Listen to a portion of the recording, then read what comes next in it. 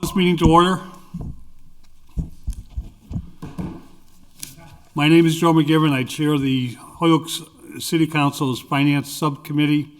We're going to be on live on the public access channel this evening. We'll be Zoomed, be recorded on Zoomed. We're streamed, and the committee right now is in person, four of us. To my left, Councilor Will Puello. To my right, Councilor Peter Tallman. To his right, Councilor Juan Anderson Burgos. Joined in the chambers by the mayor, and we are joined online by not members of the committee, but other city councilors, Linda Bacon, Israel Rivera, and a number of guests who are here to talk about the items on the agenda. With that in mind, item number one.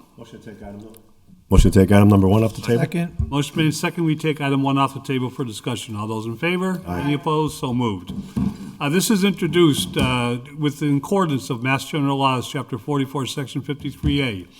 The City Council accepts the donation of a new vehicle for the Council on Aging. This is valued at approximately $45,000.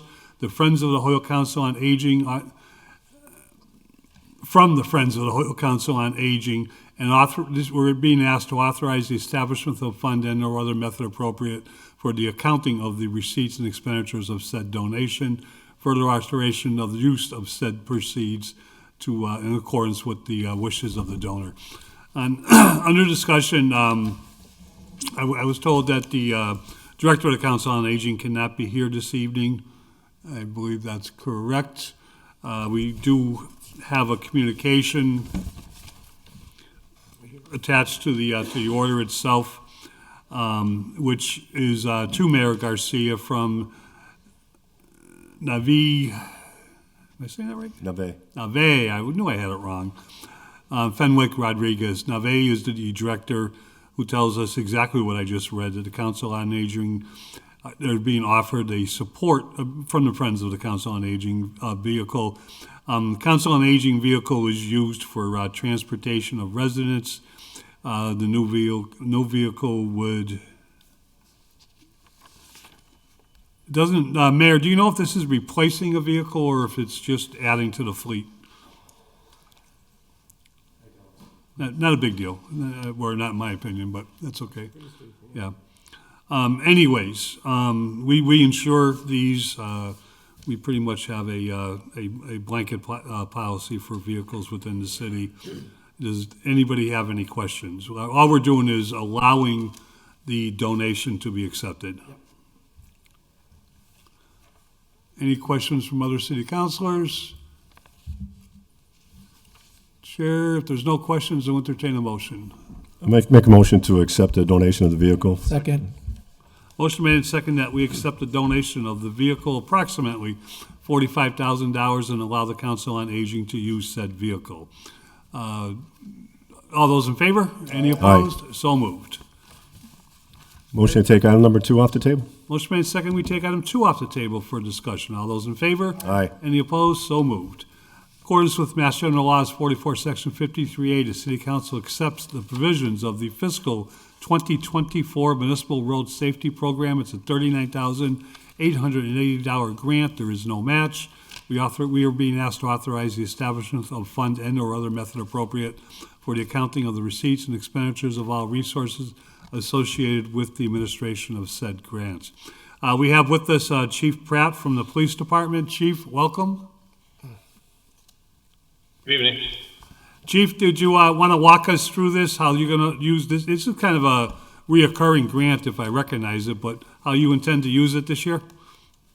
Yeah, it's mainly used for extra traffic patrols, but in this particular one, we're also going to be purchasing 8 portable handheld alcohol test machines to be used during the some of the operations.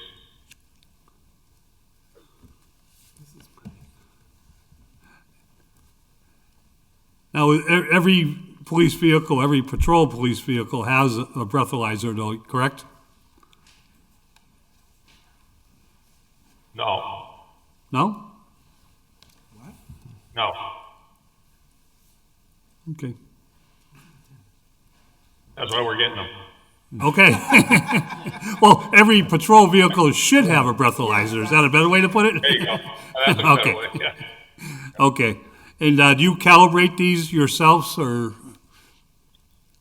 I'm not sure. We have a guy that does all the calibrations. Yeah, Sergeant Jonas. You're referring to like the upkeep? Any questions for the chief? If there's no questions, Make a motion to accept the provisions of the municipal road safety grant. Second. motion made second to accept the provisions of the municipal road safety grant. If there's no further discussion, seeing none, all those in favor? Any Aye. opposed? So moved. We gotta go to the full city council tomorrow night, chief. I think yes, you have another one. Yep. You're not free to go. Item 3. Motion to take item number 3 off the table. Second. Motion made second, we take item 3 off the table for discussion. All those in favor? Any opposed? So moved. Introduced under my name that there be is hereby appropriated by transfer in the fiscal year 2024, $50,000. Come from E911 dispatchers to supplies, ammunition. It's off the table for discussion. Chief, you want to walk us through this one? Okay, so we're going to need the money basically for ammunition to train all the officers. As I think you're all aware, we now have to qualify twice a year. That's an increase since the post regulations, and by law we have to do it twice a year. That's both the duty pistol and the rifles. We did have a little bit of a surplus.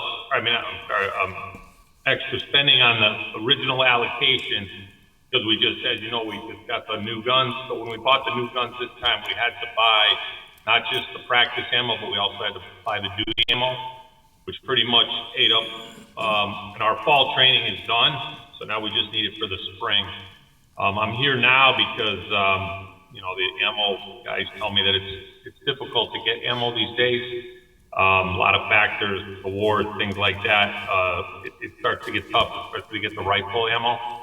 And so we have to kind of put the order in now, and that would be for the spring training, as well as our academy. Our academy recruits too. Also, we had to.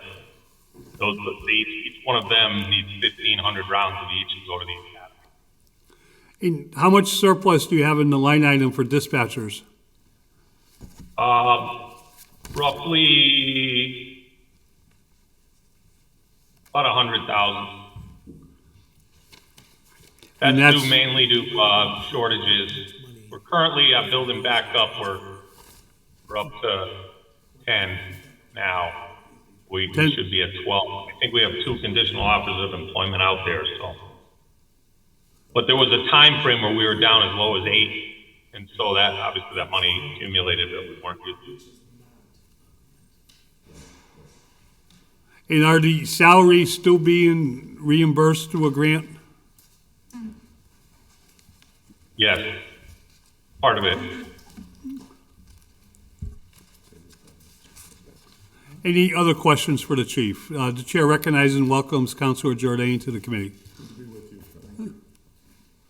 We're on item number 3, which is surplus from dispatchers, with a couple of vacancies going into ammunition, which includes practice rounds and duty rounds with the new officers coming on board. Councilor Anderson Burgos. Chief Pratt, how often do we have this much money in this line item for dispatchers? Because it seems like an awful lot of money to just move over.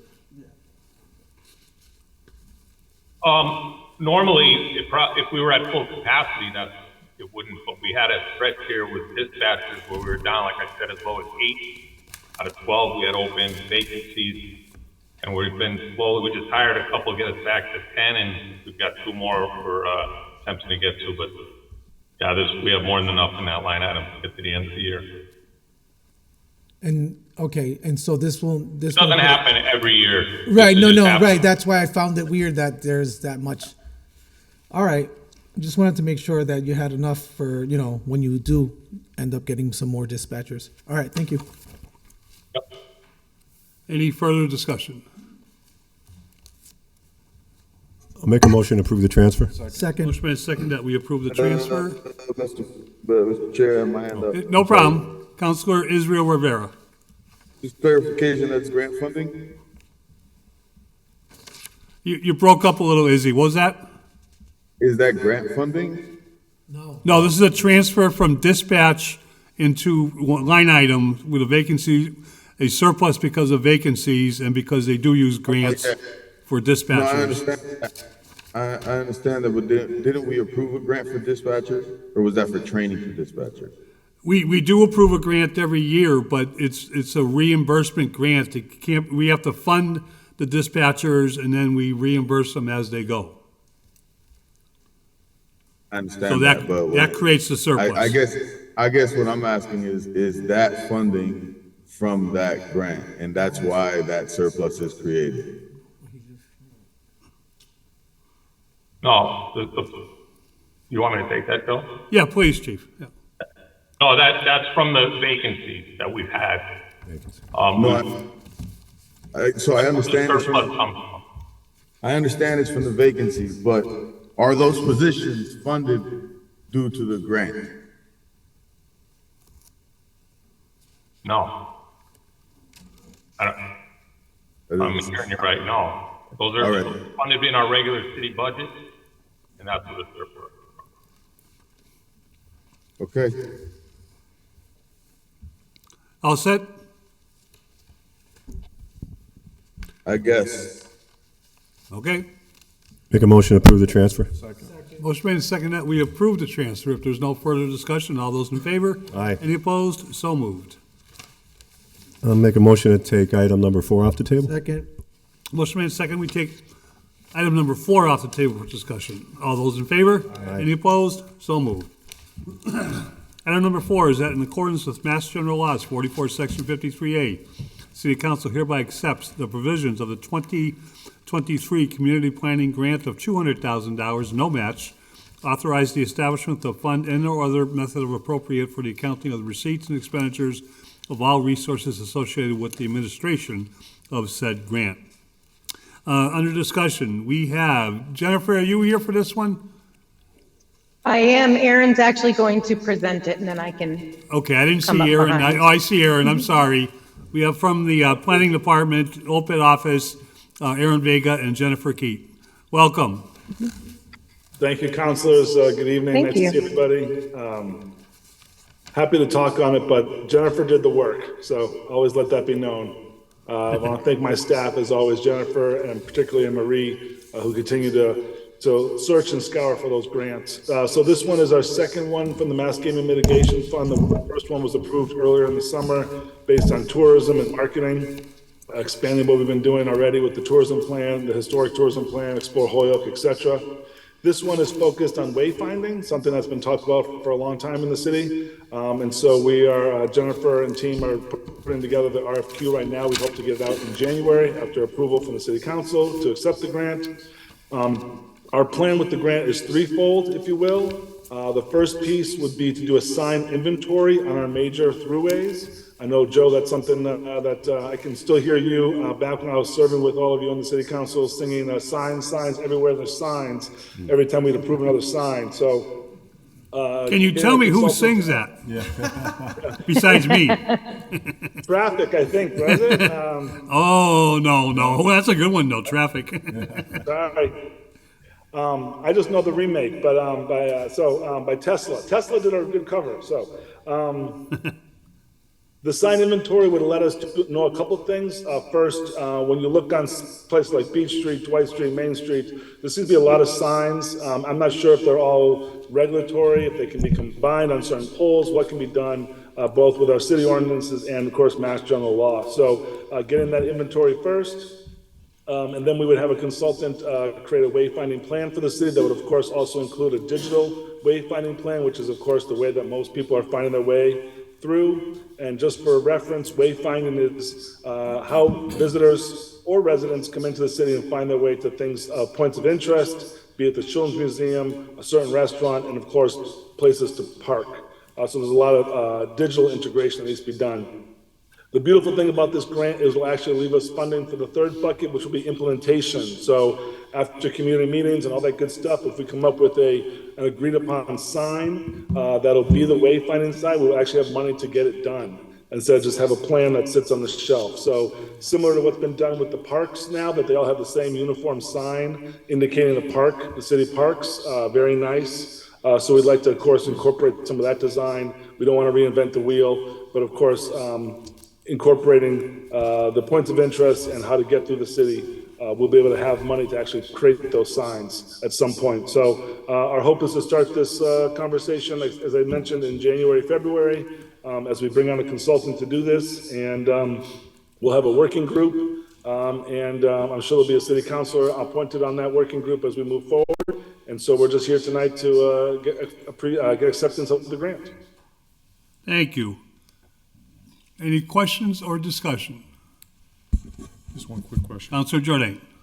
Aaron, is this coming by way of casino mitigation? Is that the ultimate source of it? Because when I read the grant, it was very heavy on, you know, everything sort of tied back to MGM Casino. Let's have signs telling us how to get to the MGM casinos. And I was just wondering that, I'm assuming is where the pot of money is. But these signs that'll be local, this is going to be stuff to help Holyoke, though, right? It's not just about everything's assigned to the casino. Oh, absolutely. It'd be for visitors or for people. There are probably two signs we're imagining that'll indicate how to get to the casino. One would probably be on the main street by 391, indicating that's how you would get to 91. Okay. And then probably one either up by the mall or the Veterans Home or something. So they won't be all around the city, no way.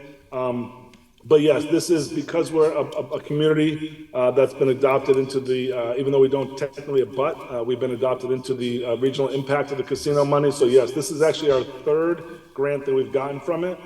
And so yes, we'll have to indicate, one or two signs as far as they lead out of the city to where the casino is, but normally we want to put casino signs on Beach Street or, Linden Street or anything like that.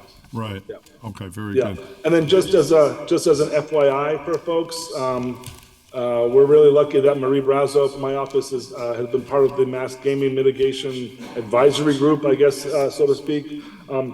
They are changing their format to a block grant format, so we actually already know how much we're going to be allocated in the city of Holyoke for the next round, next year. And so there's a webinar meeting on Tuesday that my staff, I believe someone from the Holyoke Police Department will be there.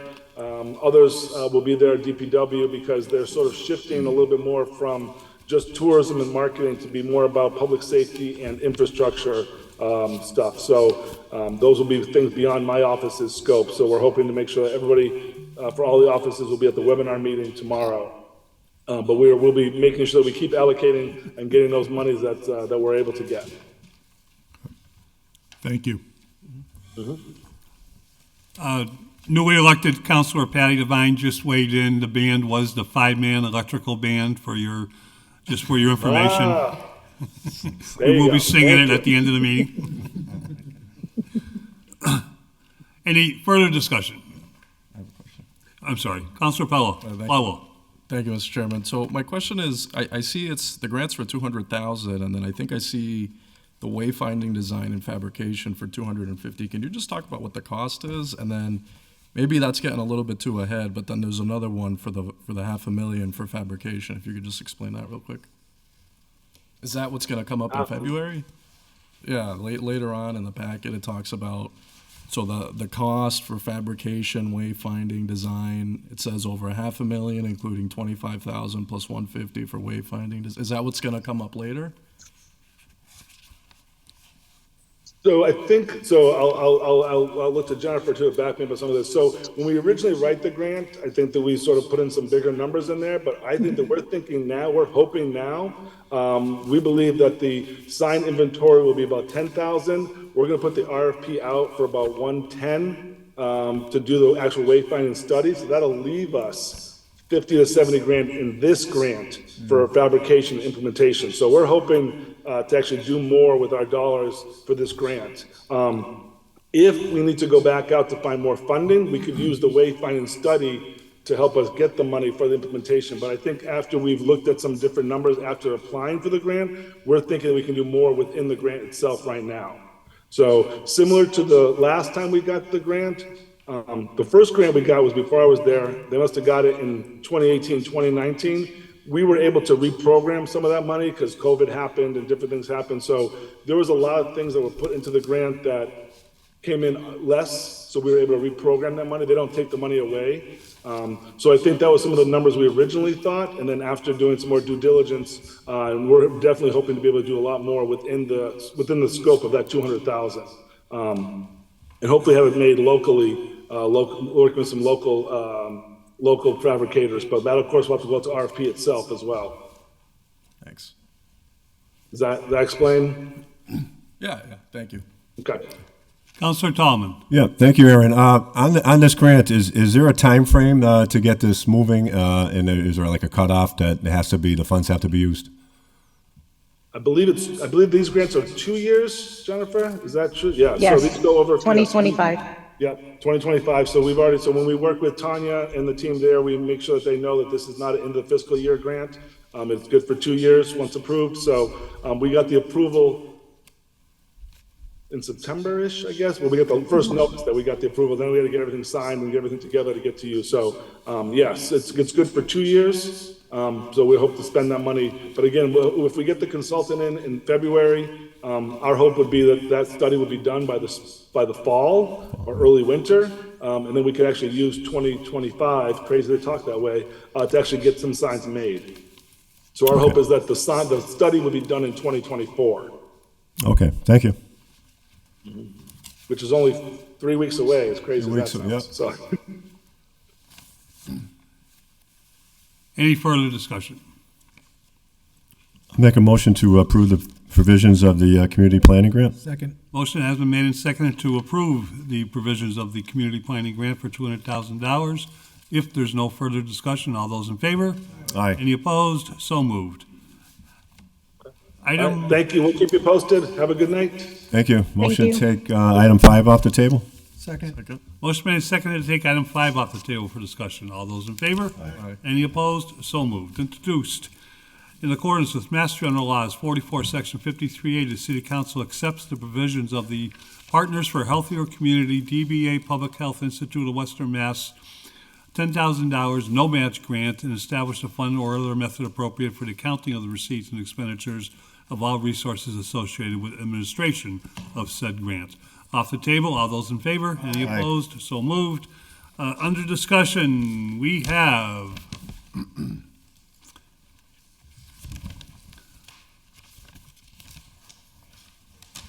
Kelly's here, if that's who you're looking Kelly Curran is here. I knew you were here, Kelly. I just, sorry. Kelly Curran from our Human Resource Personnel Department. We welcome you. Would you like to walk us through this grant? for. Sure. So Jessica Collins from the Public Health Institute of Western Mass shared the opportunity with me to receive the $10,000 to help out with our diversity, equity, and inclusion work. Basically, they're partners with what's now called Women of Color Health Equity Collective, who does training. The Women of Color Health Equity Collective gets money to provide training. So the $10,000 would be for us as a resource if we need to provide refreshments, if we need to order materials, books. I haven't come up with a solid plan yet, exactly with each dollar of that money, but I have a pretty good idea of what to do. And so the Women of Color Health Equity Collective will be helping us do an organizational assessment of our climate and culture right now. We started some anti-racism work, and we wanted to scale back to see exactly like where everyone is in their journey. So we thought doing an assessment first would be the smartest way to reach every staff member. Thank you. Any questions for Kelly? Any discussion?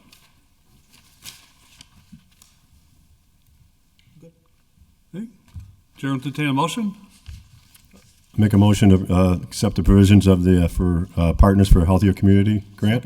Motion has been made and seconded that we accept this grant, the Partners for a Healthier Community. If there's no further discussion, seeing none, all those in favor? Aye. Any opposed? So moved. Kelly, thank you. Appreciate it. Thank you. Good night. Right. Motion to take item 6 off the table. Second. Motion made and second that we take item 6 off the table for discussion. All those in favor? Any opposed? So moved. Order that there be and hereby is appropriated by transfer fiscal year 2024, $164,695.27. This is coming out of our capital stabilization account into the Parks Capital Outlay Equipment. On that motion to take off the table, all those in favor? Any opposed? So moved. I was informed that the DPW Commission meeting is still going on, and Mr. Rossi and others are still in the meeting.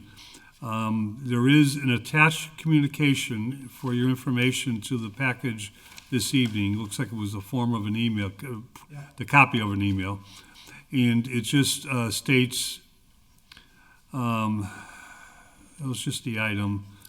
The above request is to purchase a new Toro Groundmaster 5910 on state contract, so we know where it's coming from. Our existing wide area mower has been rendered unusable late this summer. This was a 2008 Toro 580D, has 7,876 hours on it. The part that needs to be replaced has been rendered obsolete. The Public Works and Toro were involved in an extensive search for a replacement part which could not be found. This piece of equipment is used extensively throughout the city on multiple parks and fields. Respectfully, Carl Rossi. So the request is before us. Motion to approve. Motion made and seconded that we approve. Mayor Tanya, do we know how much is left in capital stabilization? I think there's a paper attached to the order.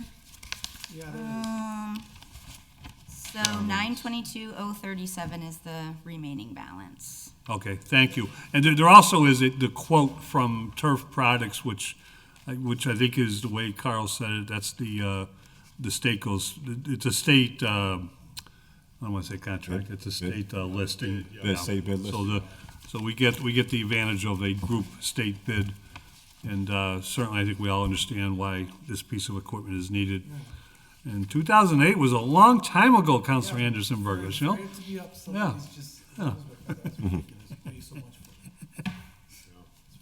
a lot of money. Any further discussion? The motion is to adopt. All those in favor? Aye. Any opposed? So moved. All right, thank you. Got to keep those fields cut, right, Kevin? No. Motion to take item number 7 off the table. I could say something about those blind umpires, but we don't want to get anybody here going, right? Motion made second that we take item 7 off the table for discussion. All those in favor? Any Aye. opposed? So moved. Transfer introduced under my name from capital stabilization, $60,500. Parking capital outlay vehicles is recommended for passage, signed by the mayor. And this would be, I don't know what department this would be. It sounds like a tractor, huh? DPW maybe or no? It looks like DPW. Public Works. Yeah, it's DPW. DPW, thank you. Mayor, welcome. Are you familiar with this one? Yeah, actually, I'm gonna, if Kelly is still on, or did she get Act off? enforcement. And she broke out. So between myself, Kelly, and the procurement director, we assessed the needs of the parking enforcers. Oh, she's coming back on. Yeah, jump back on. The parking enforcers, we have 2 gentlemen that go around downtown doing parking enforcement, and we talked about getting them the appropriate equipment and outwear so that, can be official and doing their jobs. So in that, I don't have it in front of me, should include a uniform. So it's safety equipment along with some sort of vehicle, parking enforcement vehicle. She should be back on by now. Oh, she needs to be made a panelist. So Kelly and the procurement director have been going around looking at different communities and what they're doing. costs, and they presented or went over a series of different equipment and vehicles that other communities use and costs, and we brought forward. If there's not one already selected, I think we brought forward a combination of, so you can compare and contrast prices, and that way we can get our parking enforcers the equipment they need to be effective in their role. But Kelly, if you're on, anything that I might have missed, so I know you've been working closely with Jamie and the DPW director in assessing the needs. Well, we're hanging in there for Kelly. We do have attached from MB Tractor and Equipment and an itemization of the vehicle itself. Some support equipment besides the uniforms that the mayor mentioned is also some type of radio with display and more modernized with a keypad. And a picture of a vehicle, which is a Kubatol Grand Cab. It looks like it's got like a two-seater with a little bed in the back to transport stuff. Right now they're using an very old Crown Vic. I'd like to get rid of that thing. That was Denny Egan's Crown Vic, and it's you get that on the highway, it still goes pretty good. We're getting rid of it. Get rid of it. Make sure you tell Denny. I'm on if you need me. Kelly, thank you. Are you familiar? We're talking about for the parking control officers, the capital transfer into capital outlay vehicles for the purchase of a vehicle plus support equipment to go with it, including uniforms. It's 2 uniforms. That's it. Yeah, so I don't know the exact details and dollar amount because our chief procurement officer was working on that, and I know she would do a very good job of presenting if she was here, but she's taking a much-deserved vacation this week. But she did get quotes and do her due diligence to make sure that we got, the best and most affordable. Kelly, they have that in front of them, but as far as like how we got here and why, and working with Yeah, definitely. We have two amazing, dedicated gentlemen who are out every day, and they have some challenges and stories. They could probably write a book about it, but and they just wanted to kind of professionalize what they're doing to get respected more, and people can know, what their position is, and they also have to clean some stuff, and so it's basically to professionalize their roles. Do these officers, these gentlemen, do they also empty and collect the? Is there still meters that have coins put in them? They do, yeah. And there are. So this vehicle would be even safer for the collecting of the revenue coming in from the meters that are working. Correct. Of course. Yeah. And yeah.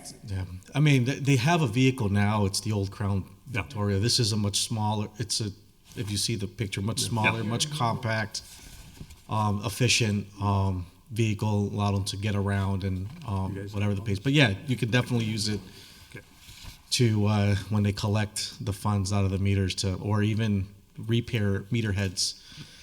We do have, just so you're aware, I think you already are. They're going to be presenting soon. The consultant on our downtown parking management study. Hopefully in the near future, we can rethink downtown parking management. But as far as these two gentlemen are concerned, they've never really had the proper attire to be noticed as the meter folks. Mm-hmm. And it's they when they do approach, there's people that, like Kelly said, they can tell their own stories. They don't really respect them, but we're hoping that this attire can give them the visual enforcement they need to reflect that level of respect. And then along with the vehicle, that's just a much better use opposed to the old Crown Victorian. It's not even a vehicle. I think it's like a heavy duty 4x4 or something like that. Closed in so that it's heated in the wintertime. I think, and now it makes a little bit more sense. It's actually two vehicles Yeah. that are in the bid. Two of them, okay. Okay, Yeah. because I mean, I've been hearing one, but that, two makes the price a little bit different. It's two for, yeah, There you go. yeah. And then, my only Councilor Anderson Burgos had his hand up. Yeah, I can vouch for at least one of the stories that they're saying they can get involved in expressing what is happening out in the city. I know someone who ran into them and thought it was a joke, that you don't work for the city, and just was giving them a hard time. So this will help identify who they really are. Just one person, so I don't know how many times they've run into this, but they don't look official. And I know When I told them that I thought it was a joke, they took me serious. Bada bing. You good? Yeah. Councilor Jordan. I'm supportive of uniforms. Every city employee that needs a uniform should be getting a uniform. How come it's almost $3,000 to buy a parking clerk that walks around, $3,000 for a uniform? That sounds like pretty expensive uniform. What you can't give somebody a jacket and a pair of pants and a shirt that says Holyoke Parking Enforcement? That $3,000 for a set of uniforms per person? That's pretty pricey. Why is it so expensive? It's a polo and a button. Yeah, so why is that $3,000?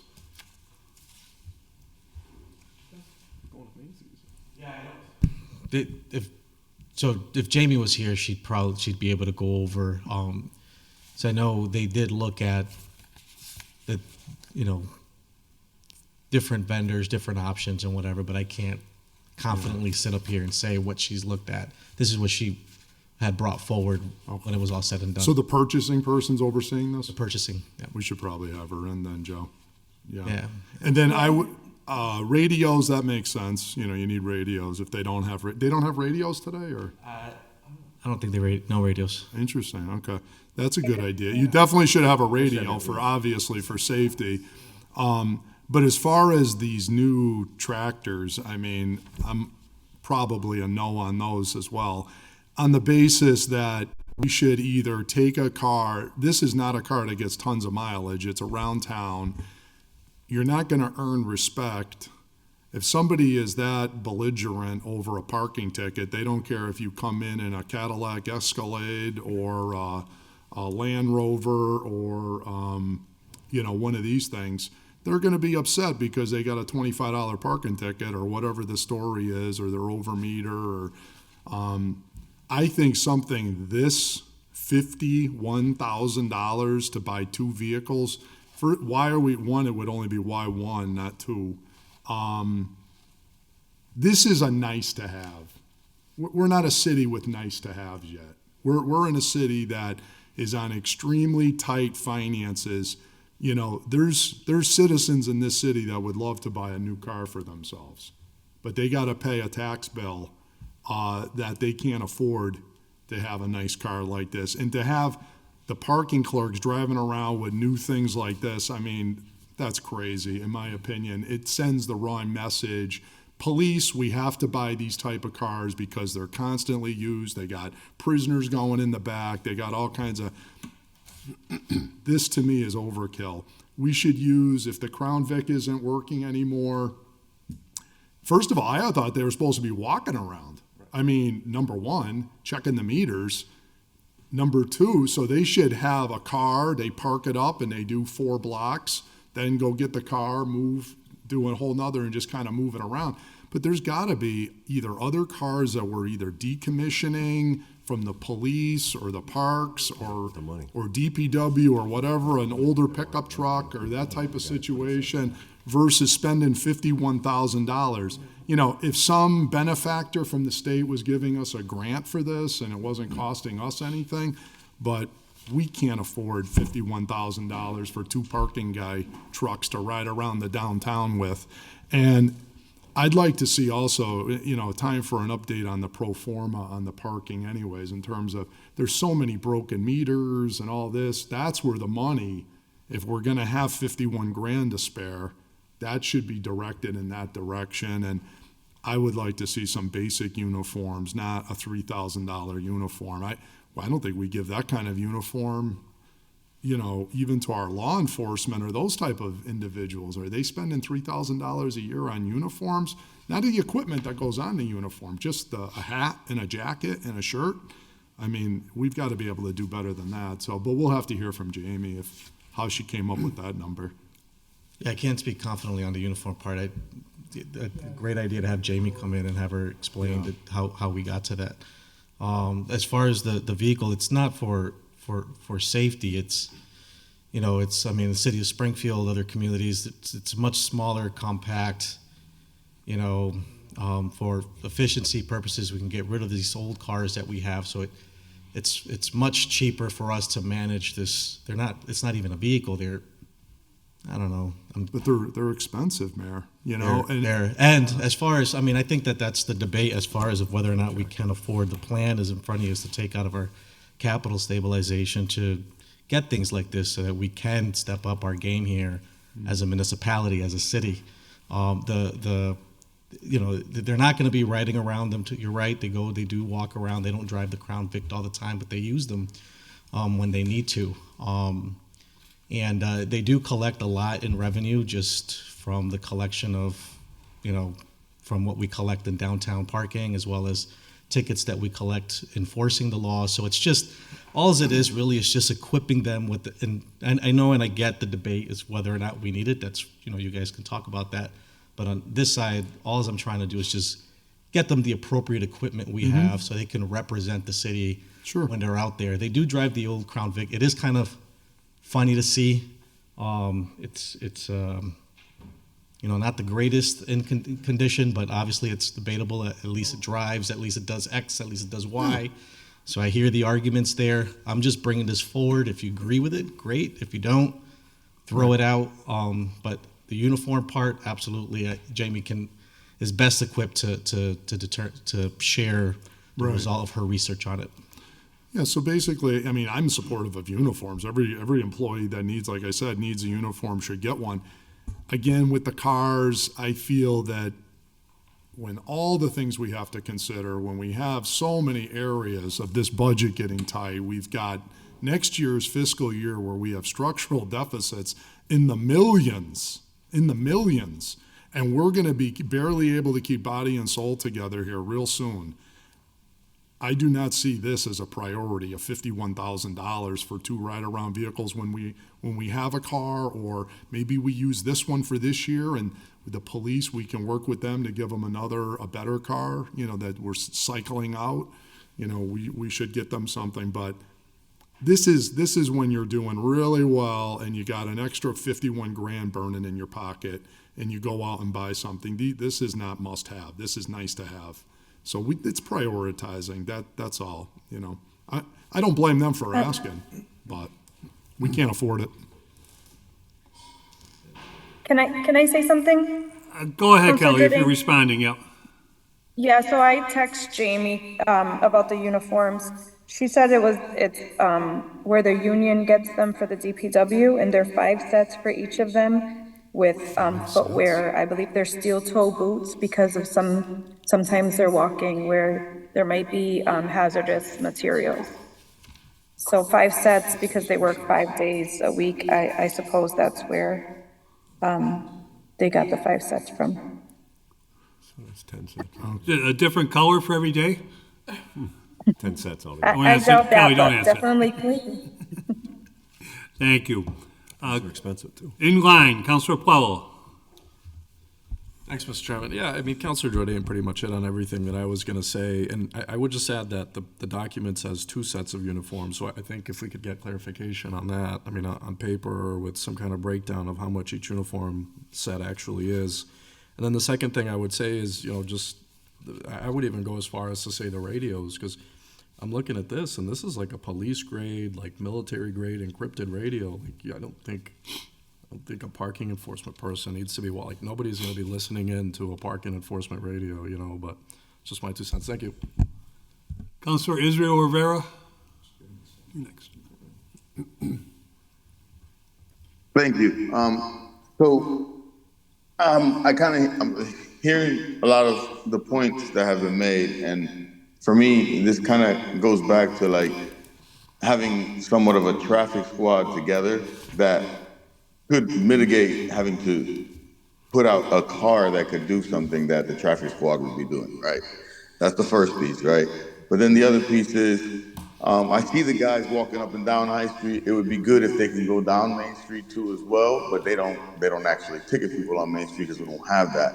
But they're still, it would be great to have the presence, I guess, right? But is there a happy medium where there's like, instead of getting them a whole car, maybe something like a bike or something where they meet in the middle, where there is a form of transportation up and down High Street, maybe a scooter, something that's a little cheaper. Those scooters that you could stand on that you see in some of the malls sometimes, that would be cheaper.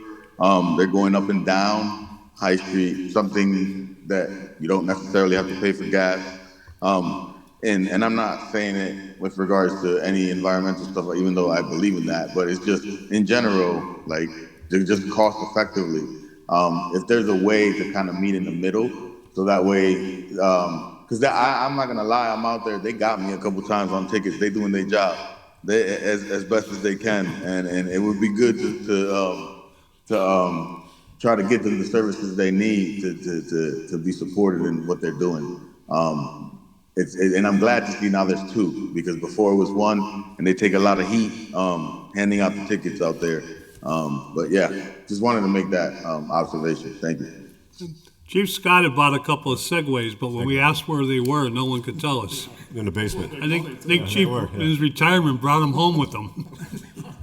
Councilor Anderson Burgos. I just wanted to make a point on the two vehicles. What is it, a Kubota? That's what it's, Kubota. So it sounds like, or doesn't sound like, so Long Meadow weighed in. So they use similar vehicles to support operations that require carrying equipment, personnel, and or civilians both on and off the road where regular sized vehicles can't reach. So this thing is available from a local real dealer who will include secure storage box in bed for meter collection box. So there's a lot of things there, a lot of pluses that come with this. And I think the goal here for me, or what I see as an asset, is the securing of residents. If somebody's in trouble and you can't reach them, and this vehicle being able to reach them. Like, so if there's an accident where you can't get a regular vehicle down and somebody broke their leg, and say, for example, they're down a road that's too narrow, this vehicle would fit down there. And if you look at the tread of the tires, it's good for snow and other terrain. So Not to use it for parking, but use it for this. yeah, for like multi-purpose. Yeah. We'll always have that type of vehicle on hand. So just because we're using this for the guys that go out there for the parking meters, we can also use this for like specific situations that we can't get in and out of. I just wanted to point that out because I read it and I thought that was a good point. Should we bring in the fire chief and see if he has any equipment to see? Yeah. Like, if your situation occurred, we would turn to the parking vehicle to save somebody. If the As a matter fire of fact, department didn't have any equipment. You make a good point. So it's the Long Meadow Fire Department who made the recommendation. Yeah. Long Meadow, I wish I had their budget. They have a pretty good one, right? That's beside. Yeah, I'm doing all right over there. Yeah. They miss no meals. Yeah. But yeah, I mean, maybe we start off with, the compromise might be one vehicle. How about that too, is something to consider, and maybe see what the fire department has. Or I think we need to, a little bit more information. No. And a little bit more input as to how it's going to be used. Does anybody know where the vehicle will be stored overnight? Good point. Wherever they store their vehicle. Where it'll be stored overnight and available the next day. Yeah. Okay, is there any further discussion? It sounds like we may want to get the purchasing agent in and table. a little bit more, and then we can kind of. I think we need more information. I see the good and bad of everything that's been said here this evening, and on one point is a vehicle may expand our parking enforcement zone. But I really have seen them walk around taking, with a box on wheels, taking coins out of those meters. Now, I'm waiting for that parking committee to tell us how many good meters we have out there and how we're gonna replace those bad ones. Right. But as that's happening, I see the need for a safe, when I said safer, wasn't so much talking about the parking people. I think, it would help them to have some type of vehicle besides the Crown Vic. But a place to put that box and coins and revenue, does make sense. But the other thing we should consider, Mr. Chairman, is if they're gonna expand and say, look, we're gonna add meters here and we're gonna generate this more revenue, but to get there, I need a vehicle that covers this whole, so we can cover all this extra territory. Right. Yeah. Then you make the business case to say, well, I'm gonna bring in 150,000 more income, but I have to make this one-time investment of 25,000 for a vehicle to do it. That gives the city council something to work with to say, there's a business need here, not just, here's a couple more vehicles to drive around in. And I don't think we need to buy 5 uniforms per person. Right. I mean, if there's a turnover, then we're buying 5 uniforms for the person that replaces the person. I think that needs to be looked at a little bit different, even a clothing allowance or a uniform, but not that many. And I don't see the need for steel toe boots for a parking enforcement agent. Maybe I'm missing something. I do. But you do? Oh, Yeah, the postman speaks up. Military too. We use steel toe boots too. You never know when you're gonna.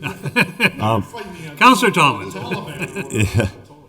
There is sometimes there could be an area where something might could happen where you need that steel. I mean, you don't want somebody breaking their foot, but I agree. I think maybe we have her in and talk about it. I think definitely we need a vehicle. Safety wise, I think it's good to have the money in a box inside that vehicle. Uniforms, that's important. I mean, anybody that's working for the city that's out there should have a uniform. The cost I see is a little bit high, but I don't think they need 5 sets, maybe 2 sets, to change, wash out and everything, because they're not going to get hopefully that dirty. But I understand where the mayor's coming from. I think we have to bring this up sort of a professional grade. The cost is there. We have to look at that because can we afford it? Can we afford 60,000? Maybe we can afford 30,000. And how much is it going to pay back? Is this going to pay back in the long run where we have more meters to collect, more area? But I think we have to bring it up to the standards of, other communities. I know we're not as rich as other communities, but at least the professionalism to be out there. So I'll make a motion to have our purchasing director in and table this. Okay, seeing no other hands up, the motion is to table. All those in favor? Aye. Any opposed? So moved. Thank you. Item 8. Motion to take item number 8 off the table. Second. Motion made second to take item 8 off the table for discussion. All those in favor? Aye. Any opposed? So moved. This is introduced under my name. It's $3,180,000 of ARPA revenue loss as a funding source for our fiscal 2024 budget.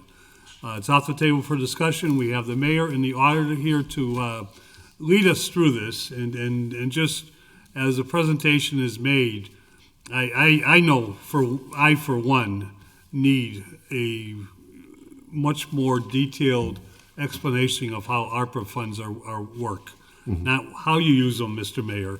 I think you've done a great job. I think your predecessor in that original round did a good job. And we thank you this year. You even allowed for city council input before you spent some of the ARPA money. But when it comes to the impact on the budget, and I get the revenue replacement, but are we appropriating this money into the city budget? Or are we saying we're using this money to replace revenue loss? I'm talking to the wall, I think. We're huddled. Revenue loss. It's a very good question. Consider it. Kevin, about the quarterback. Oh, yeah. Oh, yeah.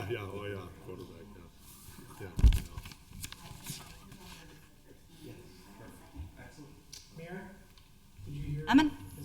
I'm sorry, and I did not because the mayor was speaking to me. It was a really good question. When we interviewed you, we told you to hell with the mayor, the city council comes first. That's right. No, that's fine, and I get it, because what I said was, I get very confused about how not ARPA funds, I think they're great, I think they're federal revenue sharing, I think Mayor Garcia's done a good job with them, I think Mayor Murphy did some good work with them, and I thank the mayor for allowing us to have some input earlier this year about how he was gonna use them. But the city council doesn't vote on how ARPA funds are used. But more specific, revenue replacement funding, are we appropriating this amount of money into the budget? This is where I get confused. So what we're doing with the revenue replacement is this actually goes into your local revenues on your tax recap form, and it is used to support the full city budget, and can be used for things like safety, police and fire salaries. So you can put the revenue replacement in your local revenues, but you do have to tell the federal government what you're supporting with this funding. Tanya, is it above the tax levy limit, above the ceiling? Or is it part of getting to the ceiling? So the revenues support the budget appropriations. And the ceiling is created with the local revenue and your real estate values. So all of your local revenues, all your real estate values, that's all going in to support your full budget. So when I look at the revenue replacement, like when you see that surplus in your tax recap form, if we didn't put $3 million in these local revenues of revenue replacement, you probably wouldn't see that surplus. So for me, you're supporting your whole budget and your whole tax levy with these local revenues as well. Does that answer your question? No. So, not your fault. No, that's okay. Budgets are great, and I understand that. I understand, everybody says, spend money the way you would spend your own checkbook at home. I understand that. Accounting is not my best. And when we start doing the recap sheet and we start talking about accounting for revenues, it's important. Let me say this. All of your revenues, including these revenues, which are local revenues, and also things like fees and your lien revenues and your departmental revenues, all of those revenues on your recap are going against all of your expenses, so just like your normal budget. So this is part of your paycheck for the year. So you're bringing all these revenues in, and it's offset with the levy, because you're only allowed to tax up to a certain percentage of your levy figure or the values. So it's all supporting, all the revenues are all supporting all of the expenditures.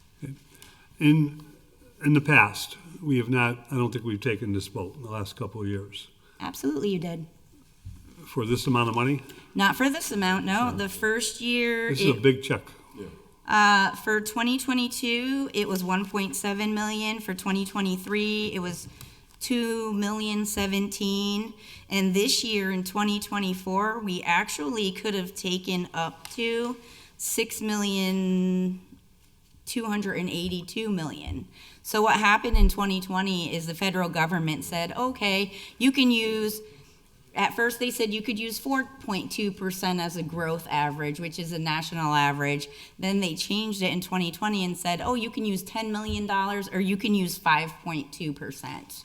So what we're doing here is we're just using the 5.2% to bring us up to the maximum amount we can use. But we're only using $3 million. Okay, I'm starting to get it. Awesome. Last question. It starts to sound like it's a grant. It is a grant, but grants go into special revenue accounts. Right. So and that's where I get confused, is because the Shannon grant or the Byrne Memorial grant, the grants that we use, like the ones that we've used to reimburse salaries for E11 dispatchers, they're under special revenue, but we've never had to account for them this way. Yes. So this would be more like community development federal funding. So you don't vote on their grants because it's federal funding, and so is this. But you can use it to support your initiatives within the city. And part of those initiatives is the revenue replacement program, which the federal government allows for you to put into your general fund to support any lost revenue or any initiatives for health and safety. So this $3,180,000, do we know what it's going to replace in the budget? So I don't want to say it's going to replace anything, but I want to say that we did increase the value from the initial budget. We were going to do $2 million, and then when the mayor wanted to have this special article, we were like, okay, how can we support this funding without hurting our tax rate? So one of the things that we were allowed to do is use this revenue replacement funding for different parts of this article. Thank you. Mayor, did you want to say something? My brain is hurting just as much. And just another interesting note too, when Tanya and I were talking about ARPA revenue replacement, the last 2 years, the ARPA revenue replacement we leveraged reflected later in our free cash. And so, it's there, it's flexible for us to raise and do what it is we need to do. But then, and it gets even more confusing, Tanya, you can explain that more, but this whole tax rate recap and how it balances everything with the expenses and all the different sources of revenues, and then you get X. But I appreciate Tanya's guidance and help in trying to understand this so that we can fund some important initiatives in the city. Thank you. Councilor Drain? Good. Members? Anybody online have any questions? Does this require us to take a vote? Yes, Tanya, right? Yeah, that part I knew, yeah. So motion to approve the 3.18 million. Second. The motion has been made and second that we adopt and approve this 3.18 million. Is there any further discussion? Seeing none. All those in favor? Any Aye. opposed? So moved. Okay, item number 9. Motion to take item number 9 off the table. Second.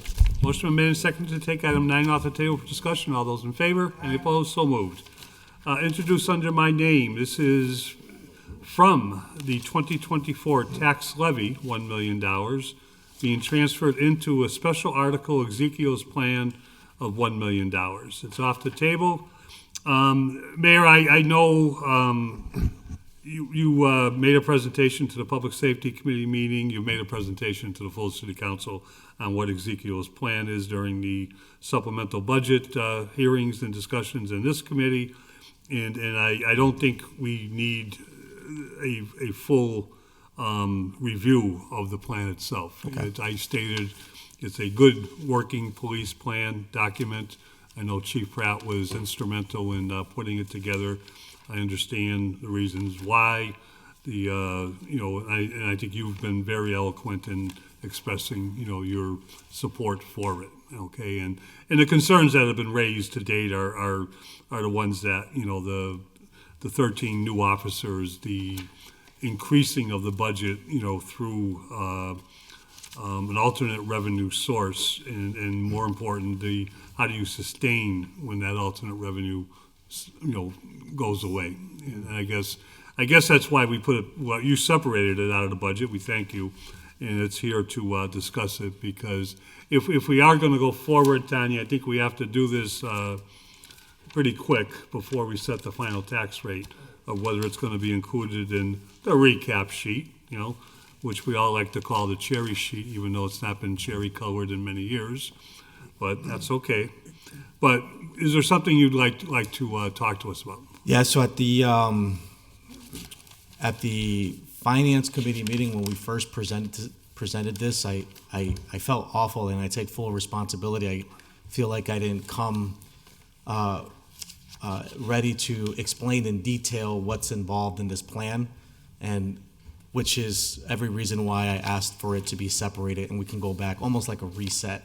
Public safety put it on their agenda. We went there and had a little more of a formal presentation. If you guys want, I can have that same presentation here tonight, or a much more condensed version if you want. But yeah, so the idea was just to kind of, I don't want any counselors to feel like I'm jamming this through or rushing it through, and don't want any counselors at the night of when you were voting on the supplemental feeling like you were doing Hail Mary votes, not feeling confident one way or another. And the fact of the matter is that this is a really good plan, and I want you guys to feel good about it. I think I've heard a lot of assumptions and misconceptions out in the community of what people thought was involved in the plan, and semi understanding of how we're funding it. And so I thought it'd be healthy and good to just kind of reset a little bit, take a step back, and take a much more magnified look and what we're trying to achieve. But if you don't want to go over that and just focus tonight on the funding part, you let me know. I'm not against going over it, but I just, and it's not just time's sake, it deserves time. I just don't want, What about, do you want to just going to go over what you did bring up at the last finance committee meeting around policing? Or just like instead of going, a friendly suggestion, instead of going into the nuances of the programs themselves, from an operational, but more the financial, the sustainability pieces, like where's these resources, how does this work going forward, taking on sort of these new responsibilities for the city, some of these things. So, more of the finance side of it, I would think, if that's helpful. Jeff, can I share screen here at all, or host? One moment. Okay. That's what it sounded like. All right, you should be all set. One moment. Is he being a wise guy or what? I don't know. I think so. He's gonna get one moment at home. Oh my God, he heard that. All right, so we won't go over all of that. At the last finance committee meeting, there was a lot of talk about and a lot of good concerns raised around the concern around hiring 13 new officers and the inability to potentially sustain that. And we heard you loud and clear. The chief and I went back. The chief, I believe, is still on board, and we've kind of revised that strategy under the safe neighborhoods component of the plan. So I'll let the chief go over, and then we can talk about the funding part, just so that we can clarify that piece.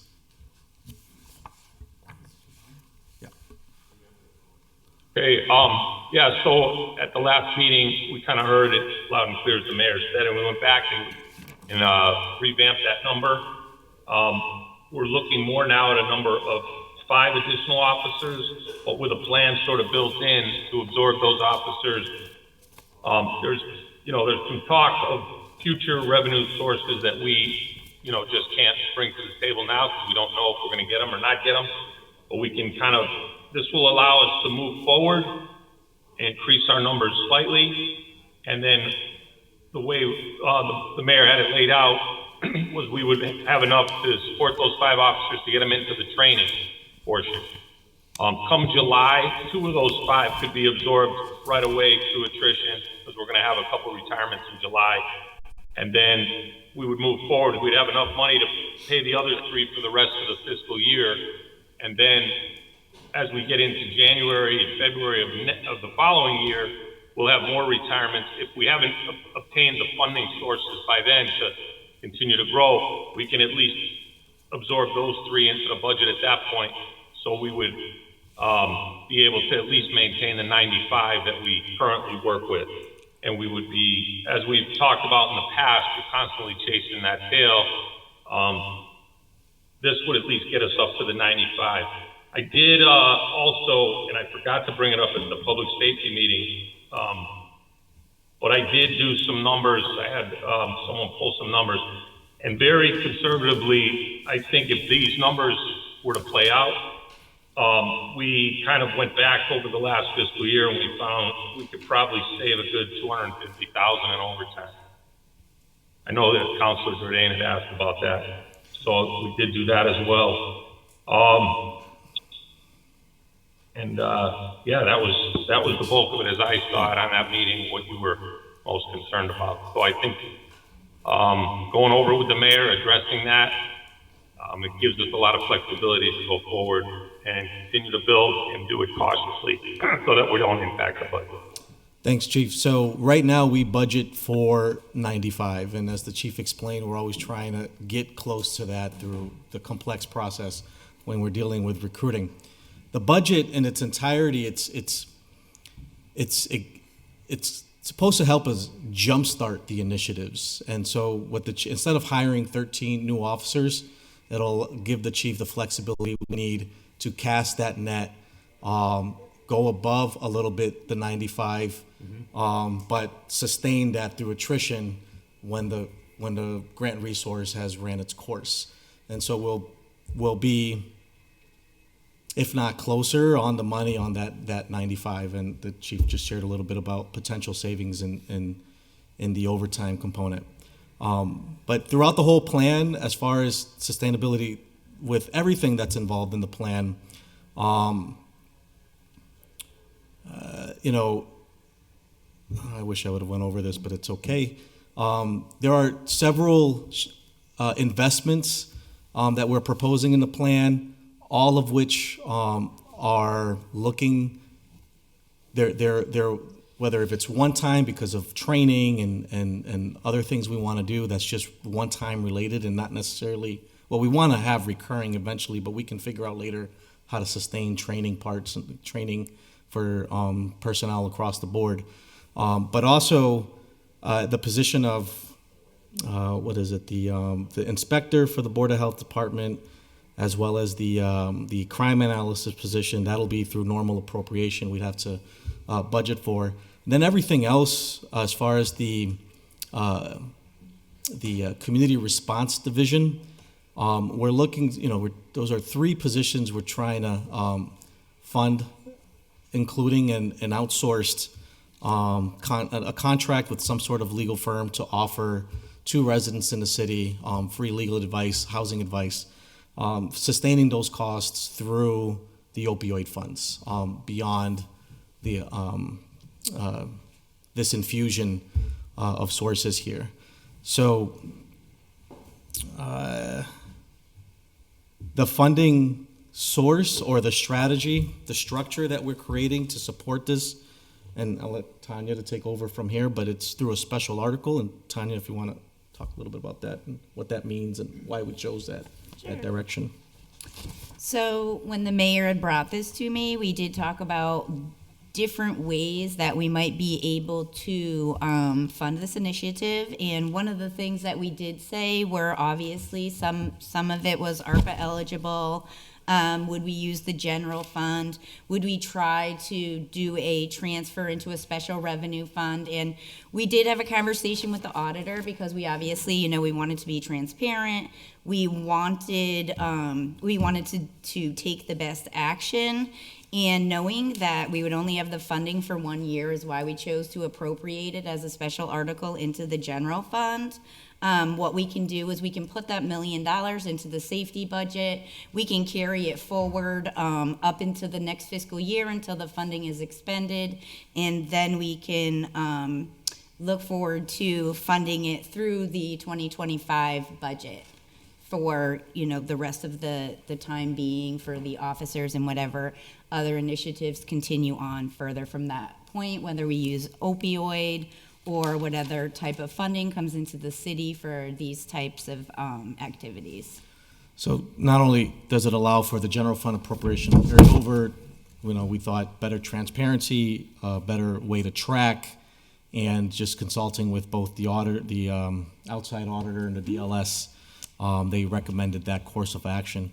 And these are the different revenue sources we're looking at. The only thing out of capital stabilization was the cameras, which you guys funded. Thank you guys so much.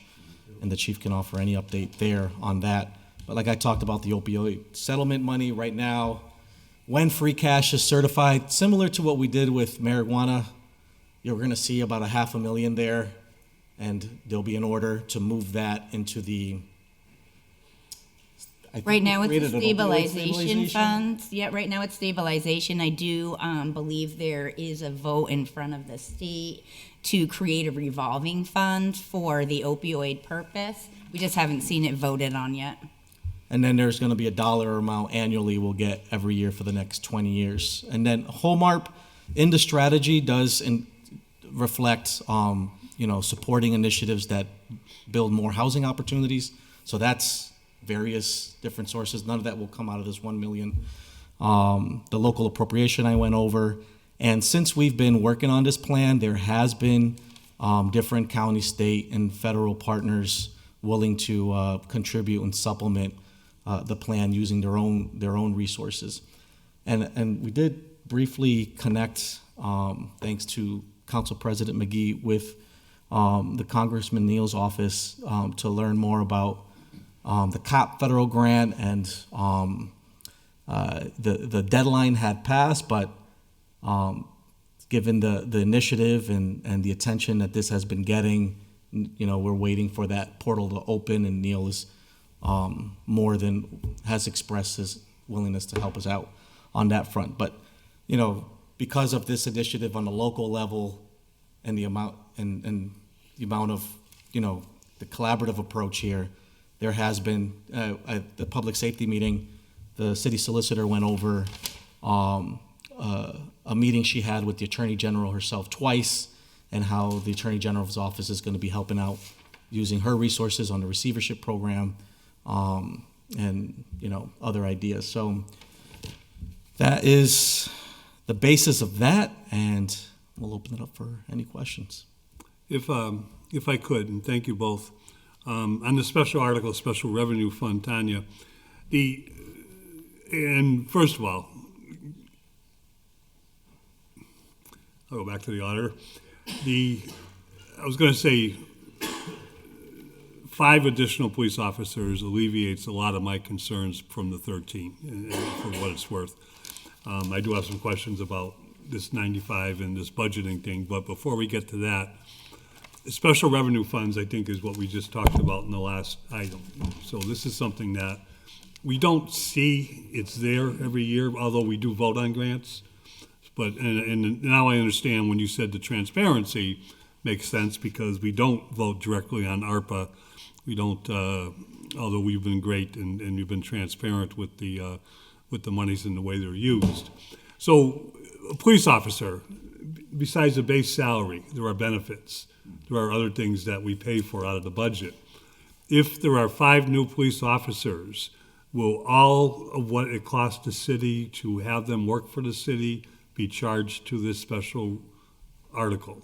Yes, because those officers weren't appropriated in our original general fund budget. So whatever it is, Yeah, if they have an education plan, if they take insurance, we're going to be charging all of that off to the special article as a cost, because otherwise we wouldn't be tracking it appropriately. Okay. Chief, at the last finance committee meeting, we talked about that. 95 is what's in the budget, which is, to me, I was always led to believe is the ordinance max. It's not always what is budgeted for. And some years we've budgeted for 88. Some years we've budgeted for 91, 92, 93. It's been a long time since we've fully budgeted for 95. I don't think we did this year. Do we know if we did? I believe it was 95, yeah. It was 95, okay. Now, do we agree 95 is the max, and if you go over it, we have to change the ordinance to reflect that?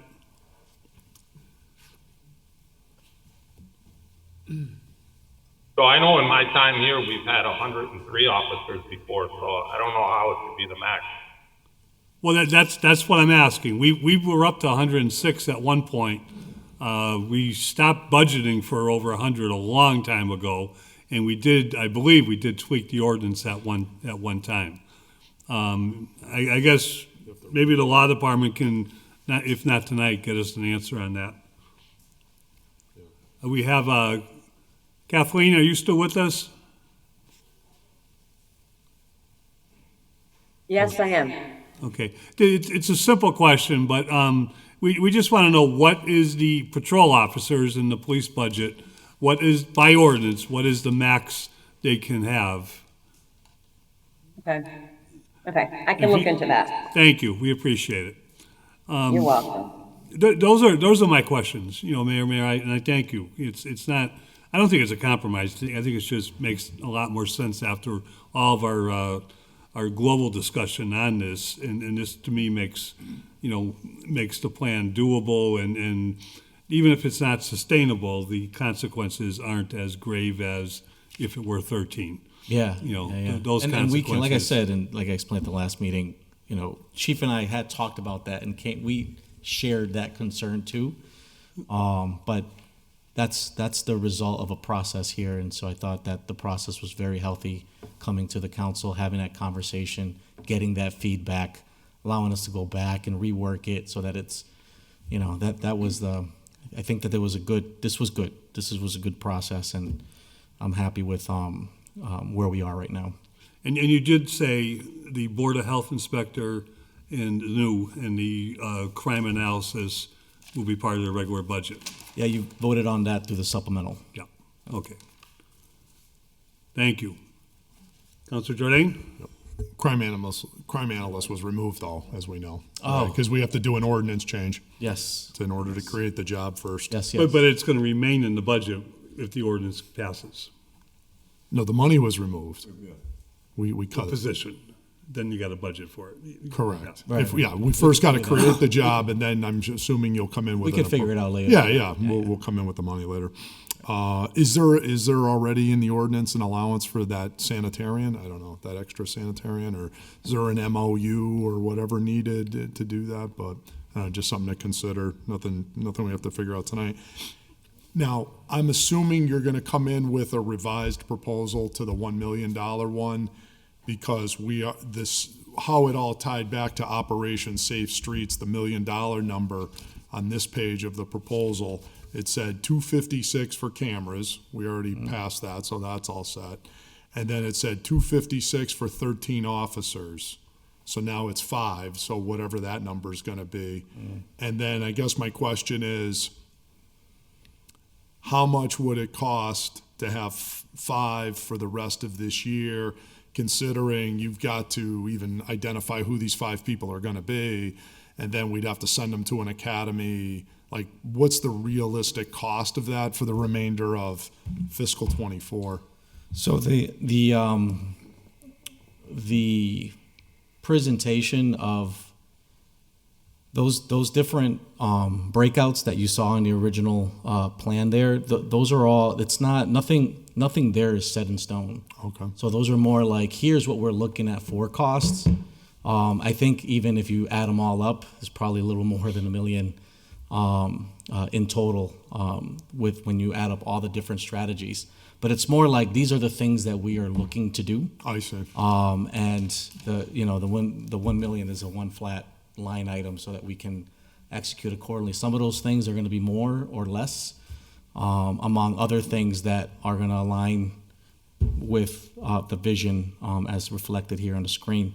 And from that vision, the 3 different outcomes they're trying to achieve here: clean streets, safe neighborhoods, and increase access to quality housing. So the different strategies within that million that would support those efforts. Down in safe neighborhoods, at the public safety meeting, we talked about the connecting part of this presentation, Holyoke Safe Neighborhood Initiative, and different youth programming. I don't have identified youth programming that we want to. It'll be a process where we'll solicit proposals from organizations, and as long as their proposals are hitting our targets with the vision and engaging our youth, the only reason why I'm explaining that, Councilor, is because there's no. That's it. It's $1 million. These are the strategies we're looking at, but it's not like this is what it is and we're running with. You know what I mean? It's I see. flexibility. I see. So so essentially what I'm being asked to vote for is give you $1 million and then you kind of figure out where you want to put the money? Well, so the idea is we want to execute what's the different strategies identified in the plan. But it's the dollar amount there isn't for sure going to be that dollar amount. It's what we think it's going to be, and we want to get close to our target. But because we have this flexibility, the way it's laid out, we'll be able to respond and execute accordingly. Yeah. Go ahead. No, I mean, I don't want to interrupt. No, you're fine. I think on your Board of Health question, Sean's got his hand up. You might want to respond just when you're ready. Oh, yeah, do we have the ordinance in place for Sean to just go ahead with the added sanitarian position, or has that been reviewed to see if, like, the crime analyst, we need to add to the ordinance? Councilor Jordan, Yeah. if I may, Sure. that position actually had historically been funded. It was just the funding approval hadn't been allocated for a second inspector over the last 3 years. It was reduced in 2020, but I started in 2014. There has always been 2 of that position, and then in 2020, acting Mayor Murphy reduced the funding to only fund 1 position. But for instance, on the budget every year, it still shows 2 of that position. This is just restoring funding that had been reduced. It's not creation of a new position. Okay. If that answers your question. It answers the question of, is there an ordinance that needs to be changed? And you're saying it already had existed, so the ordinance must be there for it. Okay. So now the question is, what's the long-term sustainability? We're committing to $50,000 a year for that position. That's being asked to be part now of the city budget. So the question is, do we have an extra $50,000 every year to fund that position? What, Sean, is the plan? Is there a view that this person is going to do various inspections? Because it says here they're going to do housing, trash, and permit-related inspections. So is that position going to bring in revenue of $50,000 or more to pay for that position, like the inspection fees and otherwise, to cover their cost? Sean, while you answer that question, can you also go over your strategies page here? Sure. I mean, I can kind of tie these together, right? The sanitarian 1 is going to be one of the inspector. Sanitarian is the title under the bargaining unit, but inspector sanitarian are interchangeable, talking about the same person. So in this case, we do the flex squad work. We don't prefer to issue tickets, but tickets are issued. Tickets that are unpaid are liened, including the administrative costs that it costs to put the lien on it and take the lien off. So if we write a $100 ticket and it's not paid at the end of the year, there's a lien placed for, I believe now it's going to be $305 or $310 because I think it's $105 to place a lien and $105 to take the lien off. So we collect on all our tickets. Sometimes there's a little bit of a long game because it may take a little while for people to pay those off when they see it on an MLC or when there's mortgage action, but there's tickets in that. I would say, working through the receivership initiative and working through a lot of the housing, not only are there fines that are issued there, again, fines are not our first line of work, but it is part of the process. There's also a clear need for people to pay their taxes as part of this. So while I won't say it's necessarily always new revenue, if an inspector brings a property to housing court and writes up a list of violations, and those violations necessitate the taking out of permits from the building department, then they're going to have to pay their taxes before they do so. And I can point to a number of properties in the city where enforcement action has expedited the payment of substantial back taxes. So there's a little bit of leveraging in that aspect. We also do permit work and enforcement, which the permits are collected and there's fees associated with that. Sometimes there's also fines associated with failure to abide by permits. So there are a variety of ways in which revenues are brought in by inspectors. I have not mapped out the individual revenue per inspector. That's never been something that's asked, but I will say that revenue is generated by inspectors through the nature of their work. To the mayor's request, enforce, hold landlords, property owners, including the city, and violators accountable. I mean, this is just general code enforcement work. Housing is sort of, people think of it as one thing where we're going in and saying, hey, you need to replace your gutters, or you need to, fix a handrail, but it's comprehensive. It goes through many aspects. Sometimes it's, sewage in a basement, it's environmental issues. It's misuse of a property. So we have kind of a broad strategy where we also work with other departments, the electrical inspector, the plumbing inspector, building inspectors, the Department of Public Works, to take a multi-department approach to bring properties into compliance. And sometimes that involves the treasurer and tax collector, involves the law department.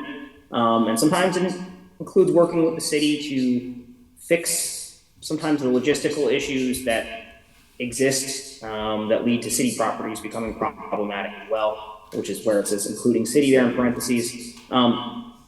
Funding initiatives, trainings, and education. Those initiatives and training and education are like education, for instance, about vacant buildings and strategies that are used there, or strategies for code enforcement. I'm working with the Attorney General's office right now on putting together what is going to be a statewide initiative for trainings to bring more inspectors into an understanding of the receivership process and how they can put together more efficient documentation in the beginning to cut down on the amount of legwork and the amount of time it takes to bring these properties to housing court. So that's collaborative work with outside agencies as well. The data integration project that's here, that's, again, trying to be more efficient. We're going to be working with other departments in the city, the treasurer, the planning department, economic development, to find ways, the DPW, to find ways to share data and eliminate silos, working with systems we already have in place, but perhaps improving the way that we use our GIS system,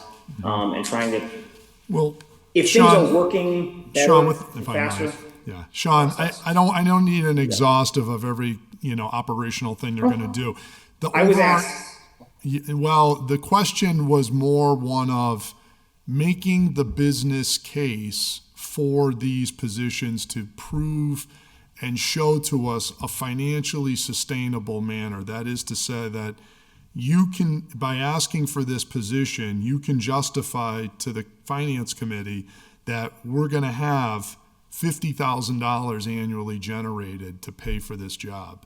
And I would like you, if you could, to reduce to writing how you see that happening. Explain how an inspector, if we added this on, is going to generate $50,000 or more in revenue, so that, yes, if we fund this, it's going to be funded on a long-term basis.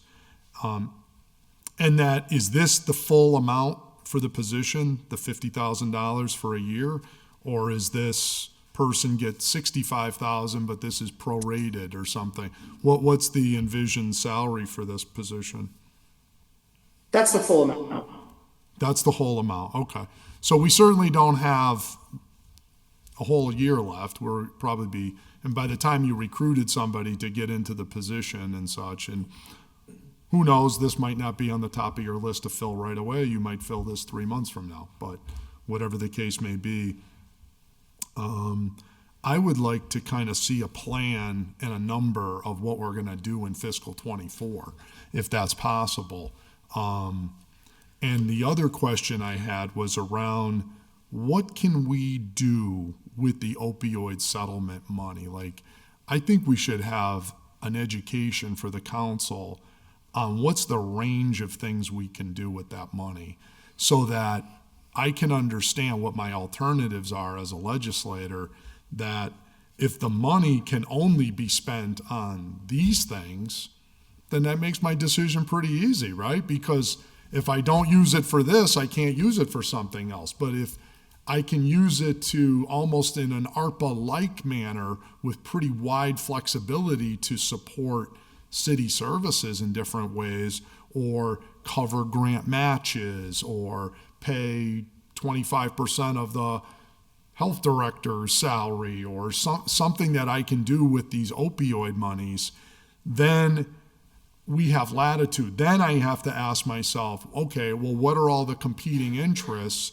There's a proposal, like there's a number of proposals here that you get that I'm very warm to. One of them I'm not too warm to, so I'll just mention that one, is the $90,000 for housing legal counsel for tenants.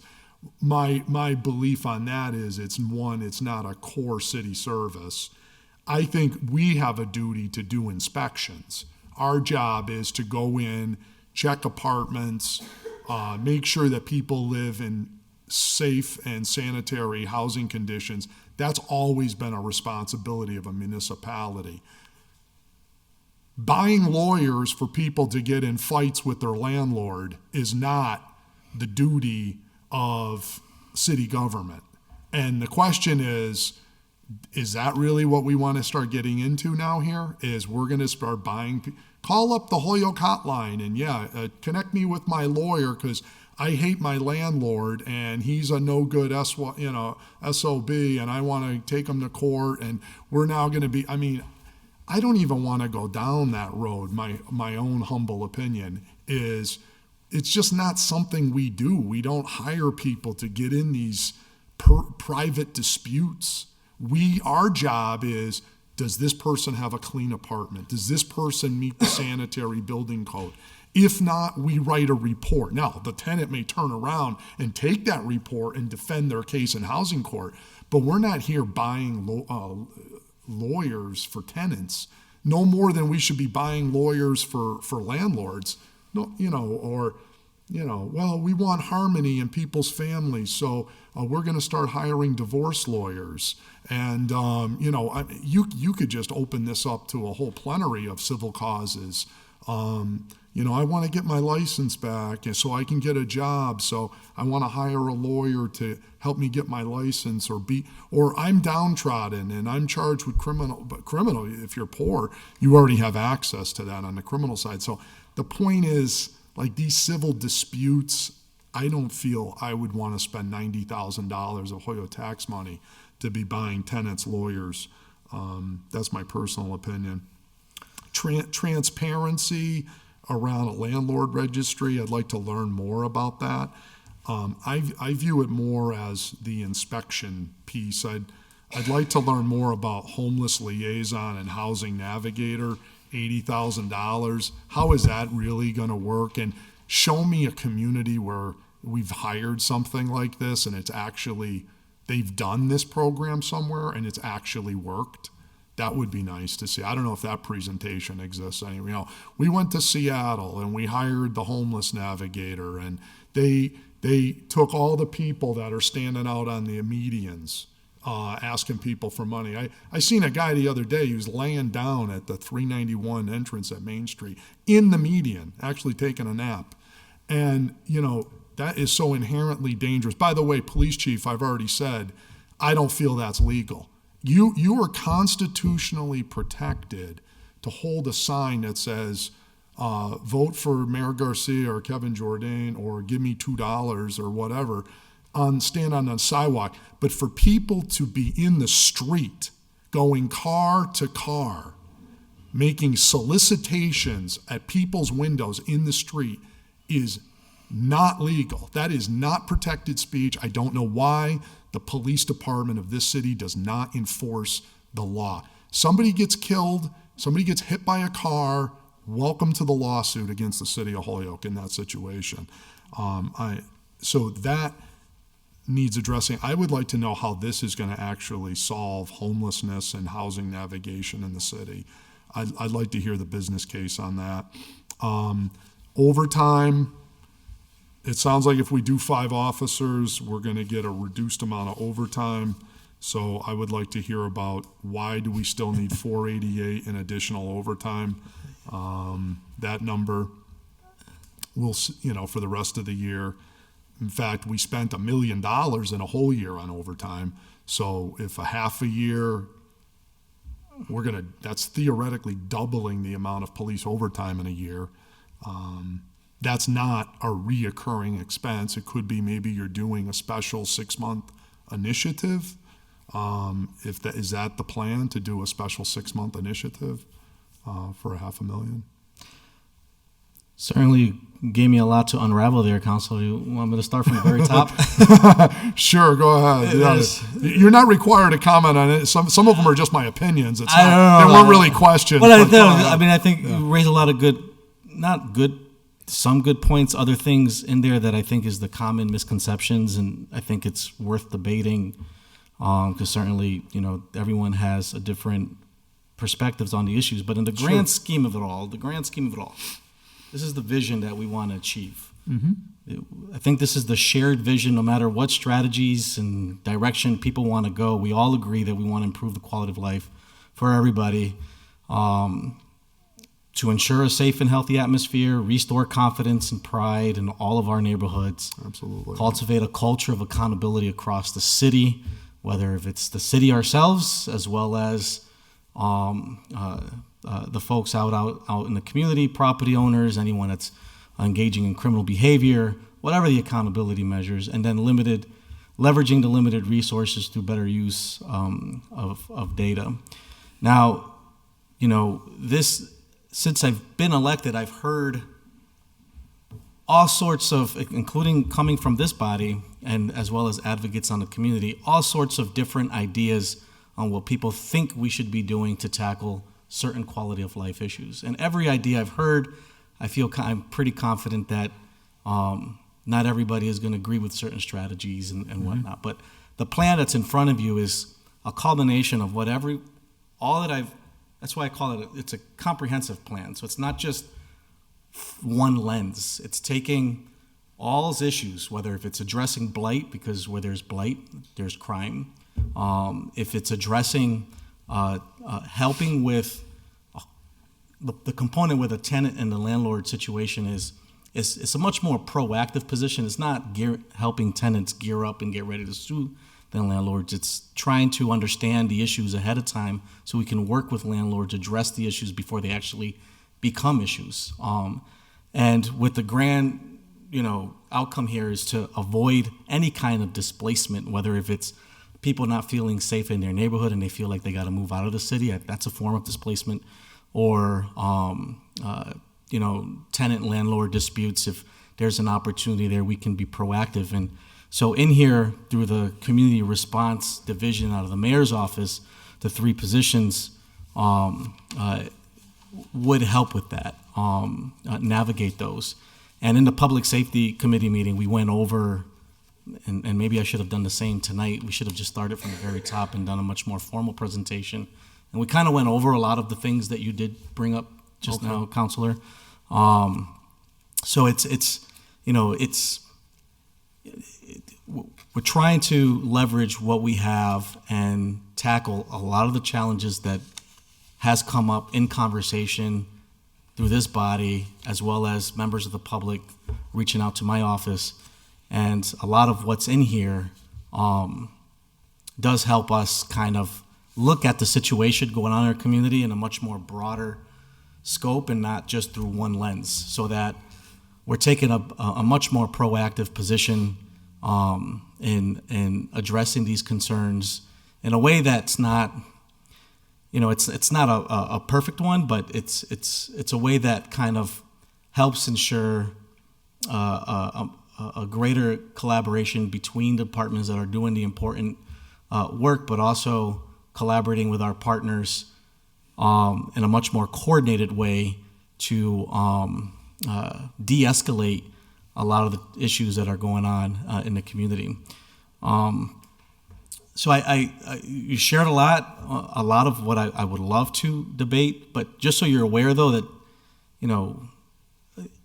and folks always have been questioning and wondering, how soon or how quickly we're going to do X and how soon and how quickly we're going to do Y. And then we have a tragedy that took place, that took the life of an unborn child in a bus. So this is the plan. vote it or don't vote for it. I'm not going back. This is it. I'm done. You know, I think the strategies here, speaking with each, and it doesn't only finish here, because obviously when we're working on the community response division, there's still more conversations to be had, Counselor, on the homeless liaison. It's not even, I think it's in committee now still, along with a couple of other items still in the same committee. There's still opportunities there to talk more about that. There's still opportunities to talk about how we expend the opioid money, and these are some of which the strategies that we want to include there. But you know, I think the community is we're burning to get started on tackling these issues. I think the community is a little tired of waiting around with you know, the concern that I often get when I speak with people who live downtown is that their local government doesn't care about their safety, and that kills me every time I hear that comment. And so I think this here is a plan that helps take everybody's ideas. Some of these ideas, some counselors like other, they're all debatable, but they all of which do help us achieve the vision. And I think that in our process, we're going to reconcile, we'll pivot in areas, we're going to, you know, I think we'll evolve and get better in how we strengthen our responses in each of the different strategies identified. Certainly none of this money is going to go to waste. It's all going to help tackle the very concerns that we all often hear about, that the city of Holyoke just hasn't been doing enough because we've been penny wise and pound foolish. So, you know, this is it. You know, I leave it in your hands, and just let me know what direction we're going to march. I do have a couple more technical questions, probably for the auditor. The only thing I would say in response to that is, how is it I'm not safe in my neighborhood with 95 officers, but I will be safe when I get to 100, and 5 more that you're going to hire who knows when at some point date in the future, and then meanwhile we actually never get to 100 anyways because people are retiring at the same pace that we're hiring them on, so you actually never get to 100. So I guess the obvious answer is it sort of feels like we're doing something, but we really might not be. I did want to ask a couple technical questions, which is, one, for items that are appropriated to departments, is it permissible for us to just call it one big slush fund item in the mayor's budget or the public safety department when things are going to line items like police overtime, crime analyst, Board of Health sanitarian, 5 cops when we already have a patrolman line? How are you able to circumvent our departmental budget system and just put all those monies into one pot in one department? And then the mayor gets to spend it however he wants. Maybe he spends it on that. Maybe he spends it on something else. I'd like to know from the auditor's perspective if you can do that. So that's why we reached out to the external auditor, because I'm in agreement with what you said, because at first I was like, okay, we're gonna have to appropriate this into the police budget and this into the health budget. But what we were told is that if you have a special article and it's for a special purpose for a limited time, that you can just put it into the general fund as a special article and monitor it as such. However, when that funding is depleted, then you would have to have general fund appropriations to cover the costs when the special article is complete.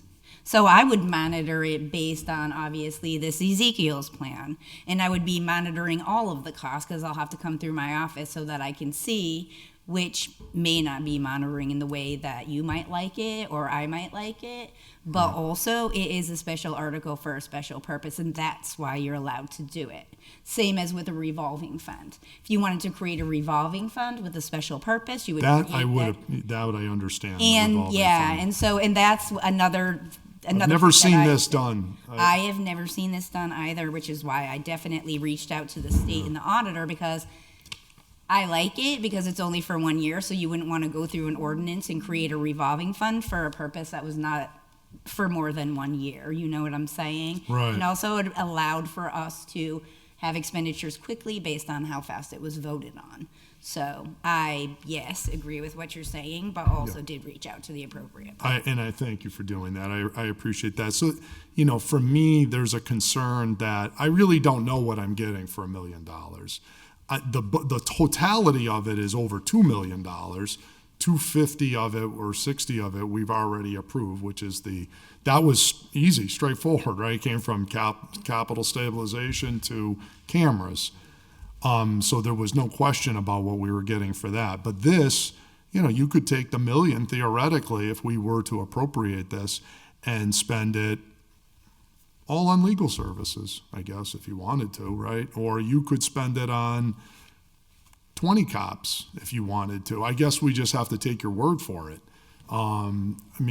Your word counts for something, no question, but I'm a trust but verify kind of guy. It's one of my character flaws.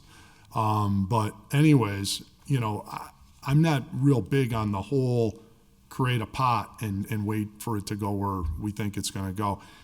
That's just my personal opinion. Now, my second question, technical question to the auditor is, if we were to approve this $1 million, is this included in the assessor's tax rates that we're planning on voting? So we've been handed a table at like 63.5 million with all the rates. Is this included in the 63 million, or would we now have to add another $1 million onto the taxes and get new rate sheets if we were to approve this tonight? I'm not sure. When did she have her meeting? Last week? Yeah, last, I was want it to Tuesday? say we removed this from with the supplemental budget. This was removed, so that was not included in her figures. I also do want to say that this would be between the mayor and city council, obviously, but if we also wanted to appropriate it into the different lines, we could do so. Right. It would be a little bit harder to track, and it would be a little more work.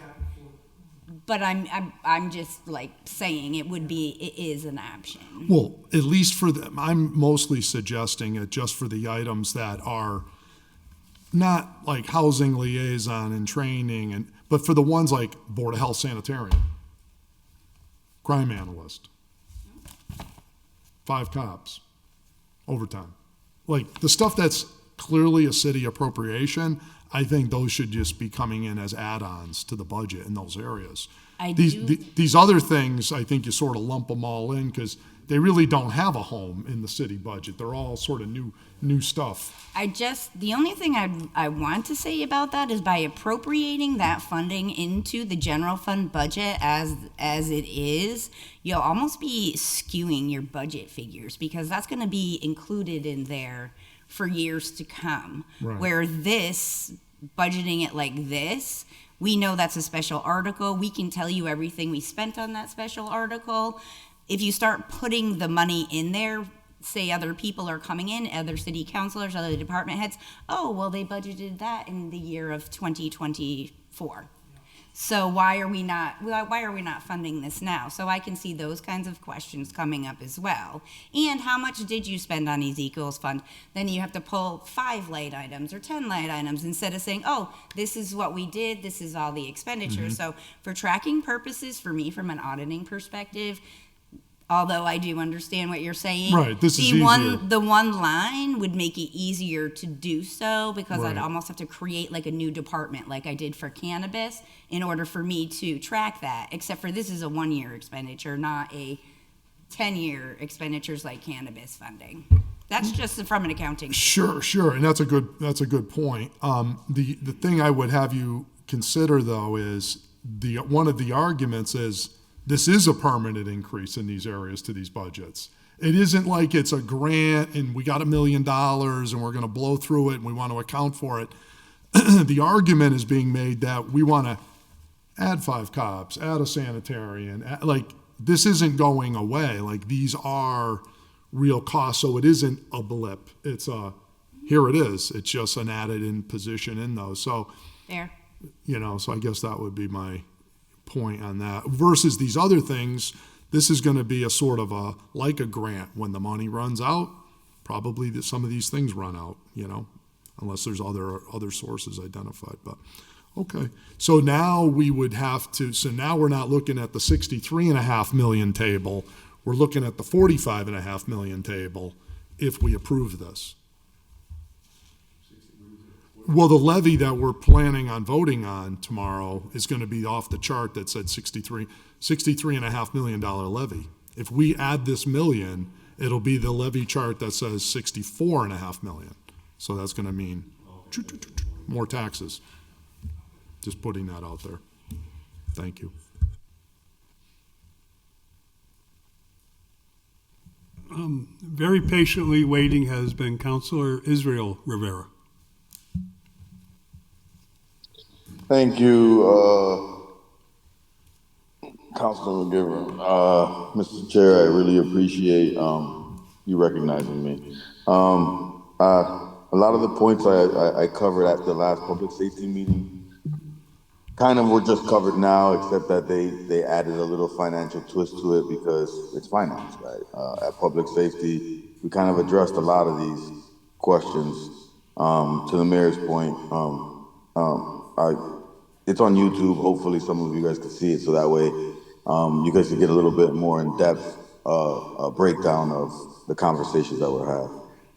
I think for me, where my concerns only lie are, I think it's like three things, and that I think it's the Operation Safe Streets piece with $488,000. It's I also have some concerns about the homeless liaison position and the legal counsel for tenants. Not because I'm against the legal counsel for tenants, but because I know that the state kind of already provides that as a service. But I also understand that that is a service that's kind of underfunded and for a lot of community members hard to access. So I could see the reasoning why you would want to do something like that.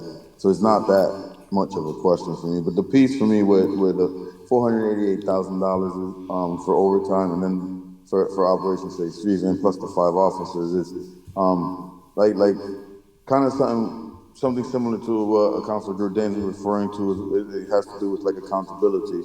Like where will the pendulum move with regards to public safety in the community and identifying those? Then it's some of these task force. I need more clarification, for me at least, with regards to like what they're gonna be doing, because they're already. So it is my understanding that they don't only work in Holyoke now, and to fund some of this funding to some of the officers that could possibly work in different communities as well.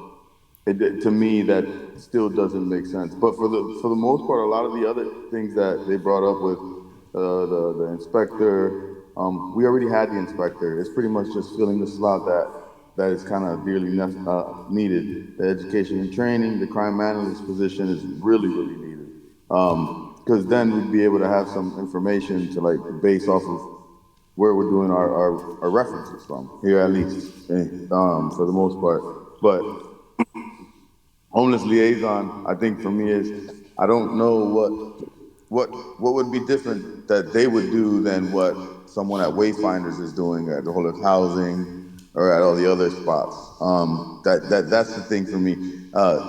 I think that maybe changing the title of the position and making it more of a community responder type thing, as you had mentioned before, or as the department mentioned before, that would make more sense in a sense, like giving more flexibility for them to do more than just homeless liaison stuff, but like actually do more outreach work in the community and in the streets for the homeless and anybody else, mental health issues and substance abuse issues possibly. But I think that if we were able to take some bits and pieces of the plan, because for me, I feel like, and you correct me if I'm wrong, we're probably going to vote on the whole plan and not just bits and pieces. You're not going to be able to go through it and cut. So if it's the whole plan, I mean, I don't know. But I just wanted to go over some of those things, and just express where I was at with it. Thank you. Thank you, Counselor. Just seeing no hands up at the moment. A follow-up on the technical questions. Tanya, if I could. Sorry. No, it's okay. Back to Counselor Janine, and we're talking about adding the $1 million to the levy. I mean, we've all been anticipating that, and it's important. But is not this revenue source ARPA monies? So yes, it is, but because it's included in the local revenues themselves, then it does impact the cost. So it offsets it. You have the revenue, and then you have the $1 million. But we're actually looking right now, because I'm looking at the recap form to make sure that that is not included in Deb's figures. So that's kind of what we're over here doing at the same time, because what Rory has, he said he thinks that the figures that she used at the time had that $1 million in there. So we're just verifying that right now. I appreciate, we all appreciate that, because, I mean, if it's a revenue, a special fund revenue, it doesn't mean we have to raise more taxes.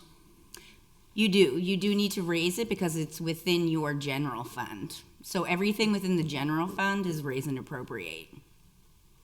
The local revenues are just supporting it. I thought ARPA was supporting it. Well, because we put revenue replacement in the budget itself and appropriated that funding into the general fund, you will see an increase. Unless it's already in there. That's what we were looking for at this moment. Any further discussion?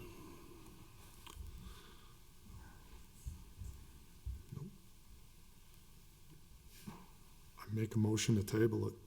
Second. Or we can make a motion to vote it out if that's what you really want to do. If we can discuss it before the motion to table it, table it, you might as well just kill it.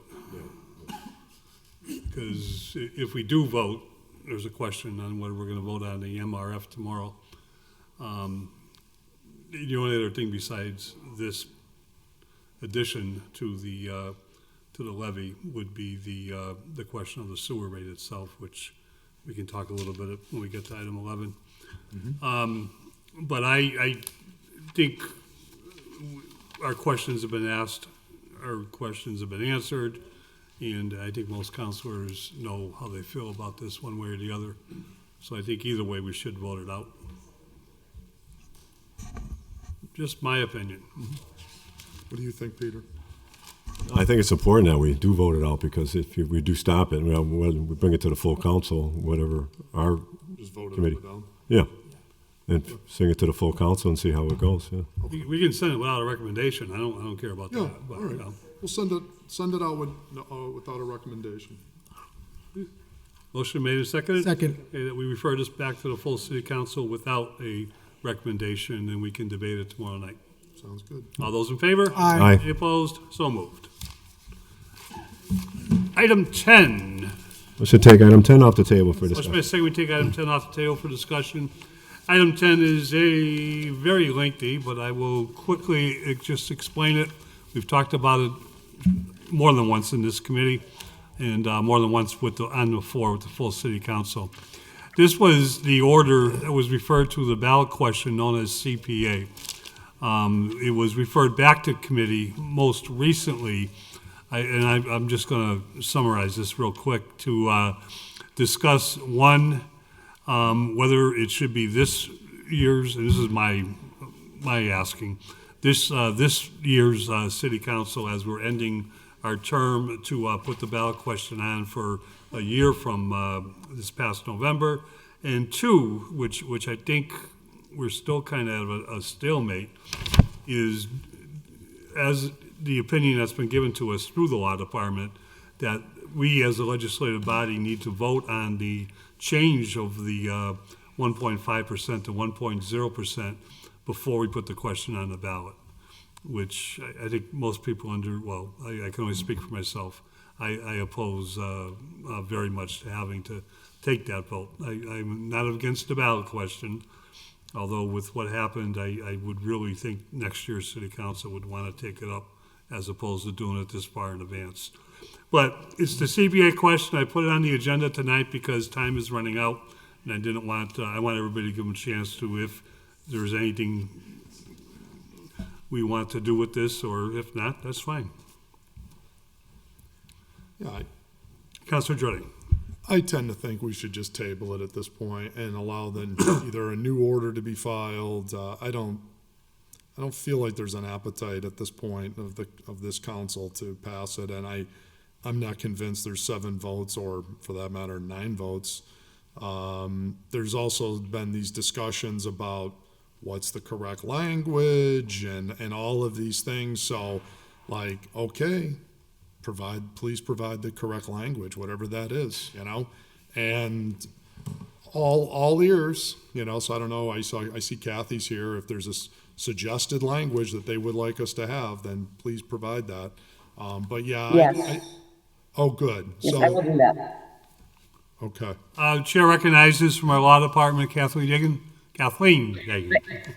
Sorry. Yes, thank you very much. Good evening, councilors.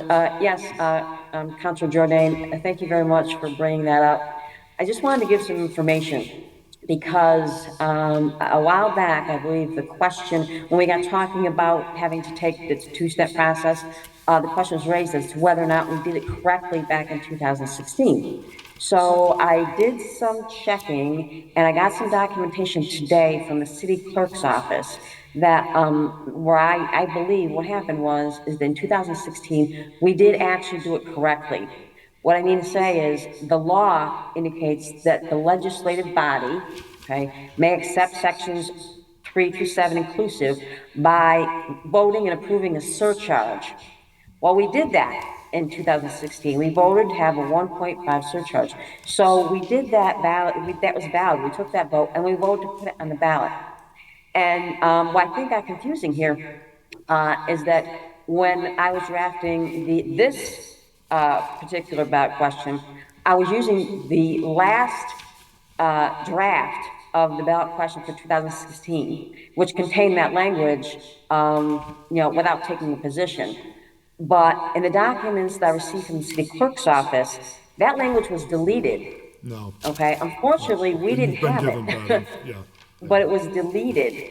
So I'm glad Councilor Jordan brought this up because really, when you look at the statute, and I also checked, there was a publication from the Division of Local Services, which basically everything I'm looking at says the same thing. It's a 2-step process.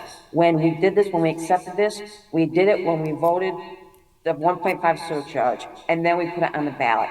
Here, we have to, under section 16, we have to do it the exact way that we, accepted it. So we would have to vote on the reduction of the surcharge and then vote to put it on the ballot. I think the fact that we didn't have up-to-date information, I think, is what confused this whole thing.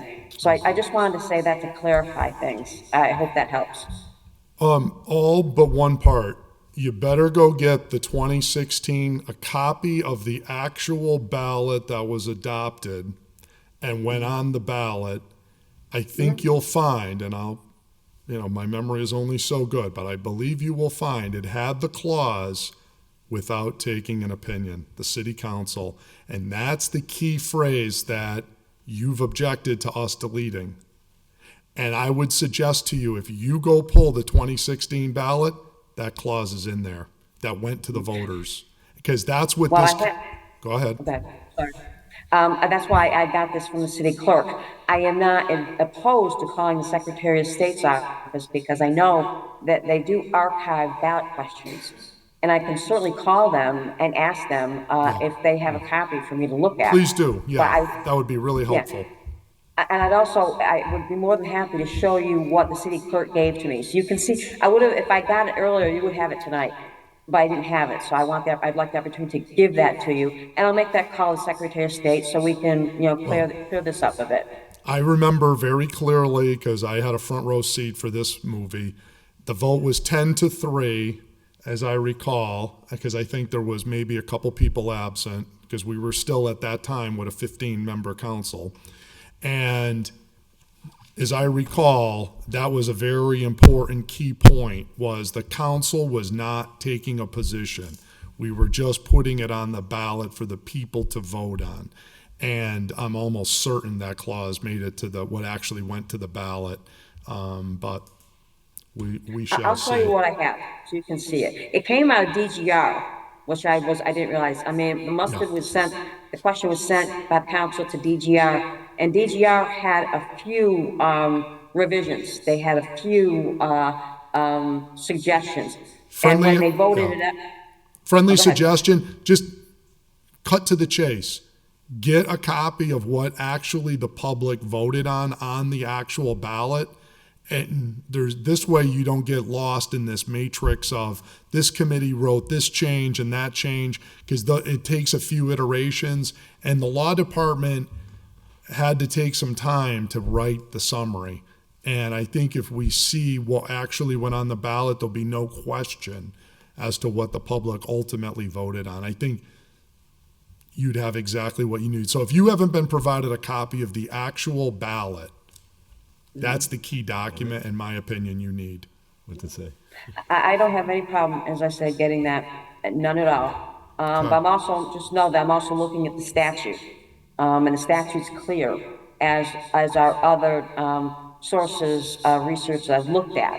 And it really is a two-step process, and I believe we did that the first time. But I think you're right, that we need the ballot, the actual ballot, so I will do that and report back. Yep, no sense guessing. Thank you. And Kathleen, I think you shed some, at least in my case, some good light here as to the opinion and the way it's being reviewed or looked at. Let me just ask you a simple question though, because the first go around, we did have to choose, even though we said this is up to the voters, but they're both true. We had to choose what tier, if I remember correctly. There's 3 tiers in the state statute that for CPA, there's a higher tier, a middle tier, and a lower tier. And then we gave, as Councilor Jordan said, the full discretion, which is what a ballot is about, to the voters. And they chose to go forward with what was in front of them. The difference, which I think what I thought we were trying to accomplish here is, 5 years ago we started with the 1.5%. The voters chose that because that's what the question was. And what I thought we were trying to do was put a question on the ballot that says, well, maybe you're in favor of the 1.5%. Maybe you're not, but you're okay with the 1%. And it's a choice we could not offer the first go around because the ballot question has to be yay or nay. But this question, if it's worded the way we originally thought it could be worded, is a yay or nay, but within a built-in choice to reduce the percentage. And I'm not in favor of reducing the percentage as a voter, and that's the way I made that clear, the way I would cast my ballot at the polls. But as a city councilor, I've had a lot of people ask to have that choice, to have a choice, that are either in full opposition of CPA, the way it's funded, or in full, partial opposition of the amount that's funded. And, by interpreting the statute the way it's being interpreted, that forces me to make a decision up front and not give a decision to the voters. Or either that, you could, you could go ahead, even though you don't want it, you could go ahead and vote for the reduction, place it on the ballot, and then the voters, if they don't want it, it won't happen. So that's one way to look at it. I understand what you're saying. If we vote for the reduction and place it on the ballot, if the voters vote against the question, that means the higher percentage stays in place. That is incredibly confusing to anyone, I think, going to the polls, because it sends a complete opposite message of what we're trying to do here. No, if they vote no, it stays the same. Stays the higher rate. Yeah, if you vote for this to reduce it and, put it on the ballot, and the voters vote against it, and they don't want it reduced, then the rate would stay at 1.5. If they voted, yes, we do want this, we agree we're going to reduce it, then it would be reduced to 1.0. I mean, that is the way to get it on the ballot. Though I understand the turmoil that you're going through, Counselor, because you don't agree with it. You don't want to do it. But at the same time, you also want the voters to have a chance. And under the statute, really, the only way for the voters to have a chance is for the council to do it, to vote for it. We're going to, just like you did when the rate was set. You didn't want 3%. But 1.5% was accepted by this body and it was voted on. That's how you accepted the statute. And the voters voted on it and they agreed. So you did it, we did it correctly in 2016. Really, basically what I'm saying is that we have to do it the same way to reduce it. Thank you. I'm starting to see it a little clearer now. It does, well, to me, I've been handed the ballot question. Nice. And I'm not going to read it. Anybody want to read it? Can I pass the phone that way? Kathleen, I appreciate it. And I'm now starting to understand the interpretation of the statute and interpretation of what's coming before us better.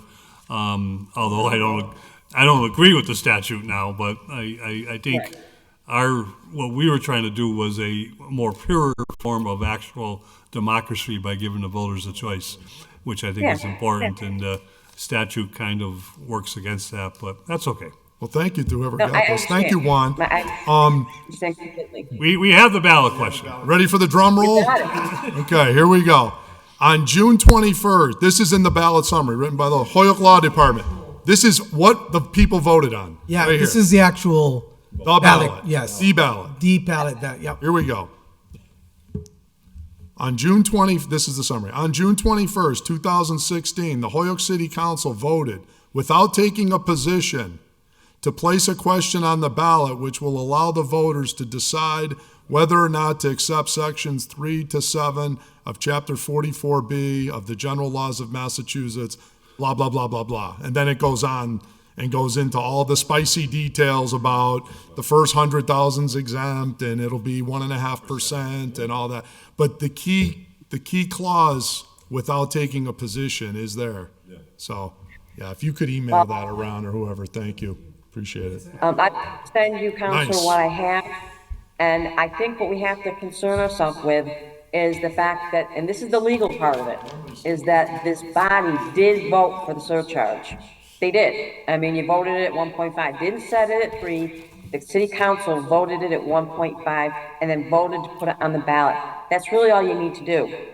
I mean, whether it says that or not, that is how the statute works. You have to set the rate. And that's actually all you're doing now. You're voting to reduce the rate. And you have to do it, the way this, the way the statute reads. Now, I've looked at other samples from other sources, and they don't have that language in there. But, I don't think that even putting that in there, I think it confuses it a little bit, but I don't think that clause being there means that we didn't properly accept Chapter 44B. We did. And so we need to follow it to change it. No, and if anyone wants a written legal opinion on this, I can certainly provide that, if that helps. Well, the tricky part, Kathy, is that we obviously listened with, open ears to the legal arguments made.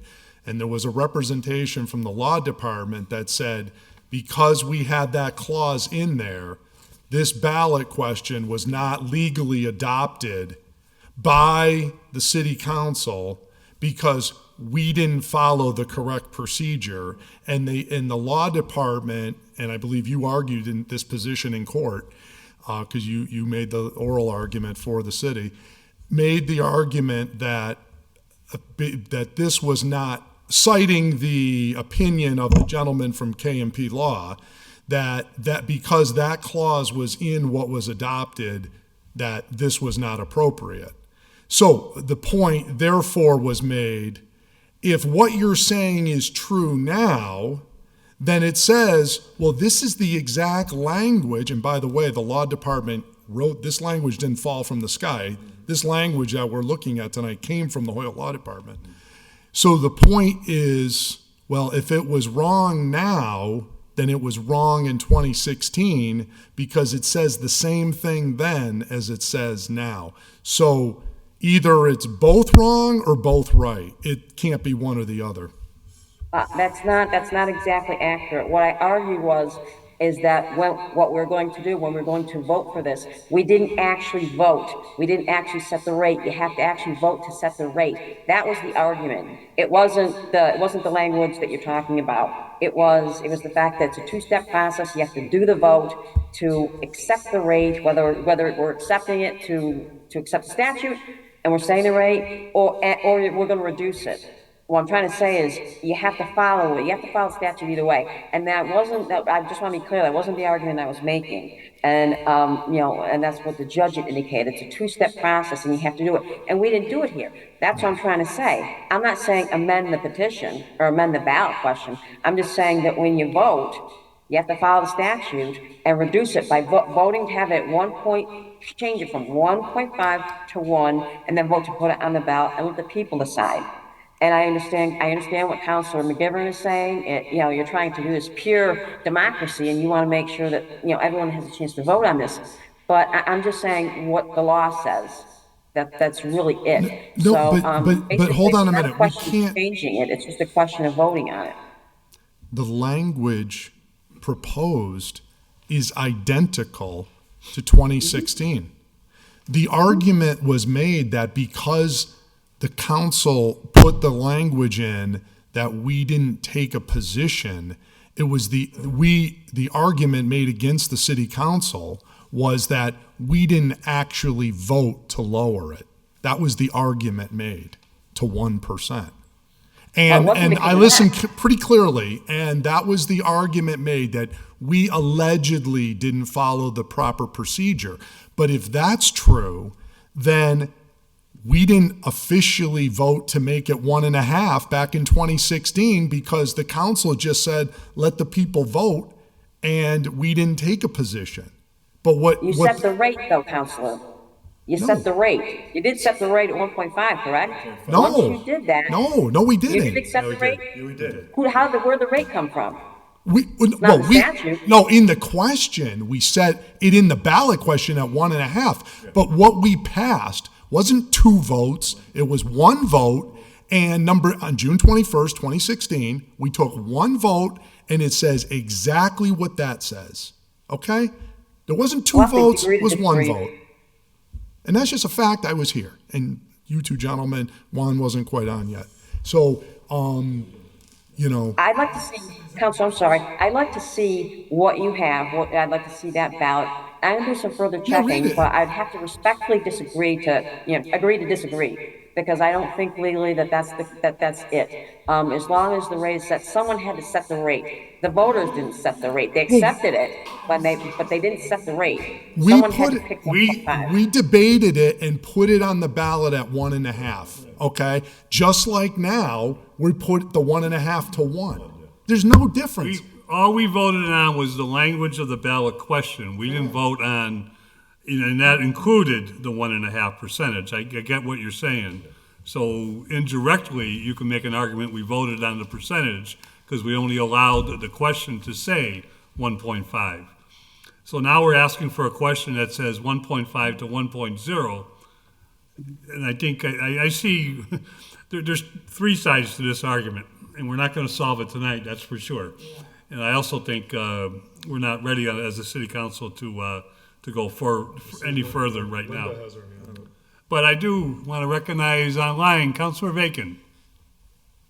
Thank you, Mr. Chairman. So I have a couple of comments that I want to make. One, this was on the table literally for months in City Council while we were waiting for our law department to provide us with the proper legal guidance and legal language for this ballot question. They provided us with this language, which we relied upon, only to end up in court with our own law department arguing against what they had provided to us. I just consider this an affront And in light of our most recent budget votes, I consider it a double affront to be sitting here tonight being lectured about what the statute says when our law department, how many people in there now? 1, 2, 3, 4, 5, working as a team, had months to look at the state statute to come in and properly advise us, which now seems to be so glibly done. And I would further note that the judge did not state that in her judgment on this case. The judge stated generally that we hadn't followed legislative procedure. She did not clarify what she meant by saying that. For all we know, she may have meant we didn't override the veto. We do not know what the judge's thinking was because the judge did not share her thinking with us. But the one thing the judge did say was because the mayor of our city, Mayor Garcia, stipulated that this question would be on the ballot in 2024 as presented to the judge. She did not find the wording incorrect in her judgment. She found no harm because the question would appear on the ballot in 2024. She wrote a 3-sentence judgment. She did not explain her judgment any further than that. And I just think all of this that happened could have been avoided if our law department had done their due diligence up front instead of now sitting here a year later reading the statute to us. Thank you. So I make a motion to be tabled. Second. We're not gonna. Motion has been made and seconded. I don't see any other discussion, any hands raised. Who's that? Is that old or? Kathy, are you all set? My hand is raised. Just a point of clarification. I agree with Councilor Bacon that the question, what you have before you, doesn't have to be changed. I'm not suggesting that. And what the lawsuit was about was whether the mayor had the authority to veto, and it was an analysis of Chapter 44B, Section 3, along with our city charter and many other areas, special laws, things like that. That's what it was about. She's right. I don't believe that she did say specifically, but, I want to be clear. I'm not saying change it, okay? I'm just saying how to vote for it, not change it. So I just want to be clear about that. Thank you. Thank you. I didn't even know there was a lawsuit afterwards, so, and I do know one thing, with all due respect to judges, because I do respect them, they can't tell us how to vote. On the motion to table, all those in favor? Aye. Opposed? So moved. One more item. It's a little bit more than housekeeping, but it's a little bit of housekeeping too. Motion to take item number 11 off the table. Motion made, second to take item 11 off the table. This is that under Councilor Bacon and Jordan and Puello also signed on to it, that the Viola provides the estimated cost for street sweeping for the next fiscal year for the purpose of decreasing the sewer rate required for the sewer enterprise fund. This is a citywide service that is properly paid for, should be properly paid for from the general fund. A written response is acceptable. We took this up originally, was referred to committee back in October of October of this year. We took it up on October 11th. We requested the information. I got an email from Councilor Bacon the other day that the information has come forward. There are a couple orders in the ordinance committee that pertain to the sewer enterprise fund and sewer rate itself. So we do have the information. So I told Councilor Bacon I'd put this on our agenda this evening so we could take appropriate action and let it be known that the information is provided. Councilor Bacon, have you provided that to Jeffrey? I don't have. I saw a copy of it. Do we? Oh, yeah, we got it. We got it. Yes. Oh, I'm sorry. I'm on the wrong book. I got it. I don't think you got it. Councilor Bacon, yeah, it's over here. Yes. This is the actual, and this is what he gave us. Would you like to say something? Sure. So yes, I did provide it to Jeffrey. You should have it in your packets. We do have it. Sorry. Yep. Okay, and so I just want to note a couple things. One, that they've broken out the costs as we asked, and there are some additional costs that would be factored onto that $500,000 in labor expenses. So I think for purposes of looking at the sewer rate, maybe members of finance can help me out with this, because I think what I'd like to ask is that finance takes a look at that. If I remember right, I want to say $500,000 or $600,000 translated into about 50 cents on the sewer rate, but maybe somebody on committee can help me out with that, so we'll have proper information for ordinance. Thank you. Mr. Chairman? Councilor Jordan. Yeah, the proposal was to go up 52 cents on the rate to generate $600,000. So Okay. the key thing here is, this says the fuel maintenance expense of doing the program, exclusive of labor, is $515,000, 211. So total O&M without labor, 515. So the question is, how much more is it to actually have people operating all this equipment? So even if it's probably more than, it could be potentially more than this, but even if it's 85, you're up to that 600,000 number, right? So it would have been helpful to get the labor expense too. Maybe we can ask that at ordinance, but this is a significant expense that's being kept over in the sewer fund. That's general fund related. So the question is, this should be getting paid out of the general fund. So take it out, and that would save $600,000 right there. Now you've got, street level repairs. I have questions out there about, are we actually collecting all the money that people are getting billed for? What percentage? So I know they're working on getting me some of that information, and Carl in the auditor's office and others are facilitating that. So we had some one-time expenses besides the $600,000 for some repairs. Those are one-time expenses though. So the question is, do we really need to go up on the sewer rate when you have one-time expenses? You take this out, this doesn't justify a sewer rate increase, but this is helpful information. My last commentary is, why does it take some part-time city councilors to ask these questions and get this knowledge? Ask yourself, the same people who are running the place don't know the answers to these questions. So that we ask this question, it takes months to get an answer. What does that tell you about the rest of their numbers? Okay? Just like they sent a proposal down for $16, that the sewer rate should go to $16 because in their math, I want to actually ask if we can find out who the chair of the math department at the high school is, because I'd like them to come down to a future meeting. Because they actually sent a communication. I didn't use this, by the way. It was before the election, but I didn't because I'm a nice guy. I didn't use this, but they actually said that if you don't get a 52-cent increase for a whole year, and you only got it for a half a year, that means you got to jack up the whole rate to $16. So let me help you with this.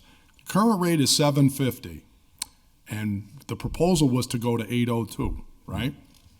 Well, we didn't vote, and we voted that down, as you know. So the rate stays $7.50, right?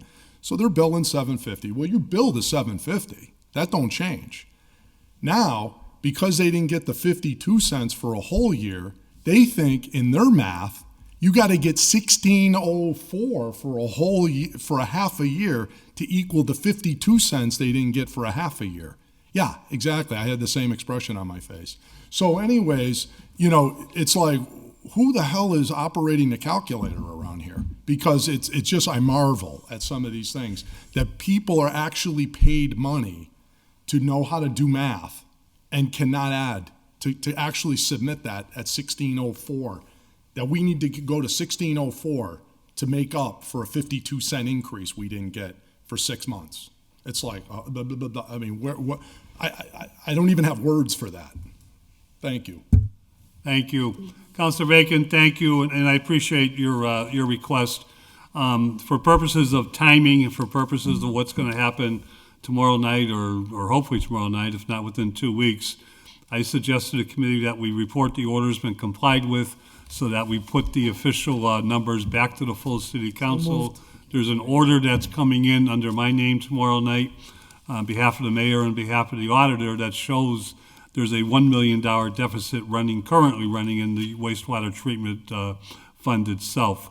The importance of that tomorrow night is we can offset whatever deficit is running, if it is $1 million, if it's more, if it's less, by adjusting the sewer rate. So I think just for fairness, everybody needs to know that.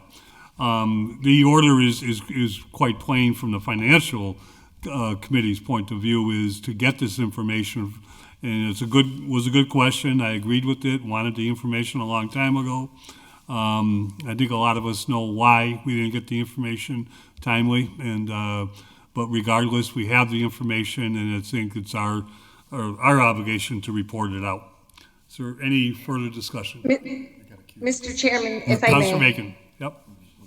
Thank you. So what I want to note is that in the projections that we have been provided relative to the sewer fund and its deficit, all of those expenses have been consistently included in it.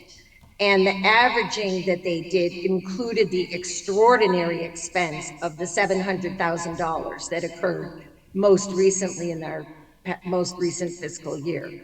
So those things are skewing the numbers and are factored into the deficit that you are reporting out tomorrow night, unless they have changed the basis of their calculation. So I just want to make sure that that is clearly understood by the committee. Thank you. Understood, and that's a question for Carl Rossi, Superintendent of the DPW, our auditor and our mayor, to answer. And I think I'm clear there. Any further discussion? Councilor Israel Rivera. Thank you, Mr. Chairman. I just wanted to make an observation. Like, we got some geniuses here on the council, man. I wonder why we got so many problems, man. We shouldn't have these problems, man. Thank you. I don't know what he said. Can you repeat that? I don't know. Israel, you broke up a lot. Can you just repeat that a little? He's gonna pass. His hand's still up. I know, but I don't think. Yeah, I guess I could repeat it and say it a little louder. Thank you. No, we can hear you. We can hear you now. Hear you, how you say it was hard. Oh, okay, just making sure. I feel like we got some geniuses out here. So we should have no issue solving and resolving all the deficit and debt issues that we have moving forward. Thank you. Gotcha. Okay. Loud and clear. Chair, entertain a motion. Was that one complied with or what? Complied with? Yes, Yeah. that was complied with. Yeah, with a copy to ordinance. Copy to motion made second that the order has been complied with, and a official refer to the full city council, but refer the copy of everything to the ordinance committee for their purposes. Motion All to those in adjourn. favor? Aye. Any opposed? So moved. Motion to adjourn. Motion Second. to adjourn. All those in favor? Any Aye. opposed? Aye. We stand adjourned. Thank you, everybody. Thank you. So you got this?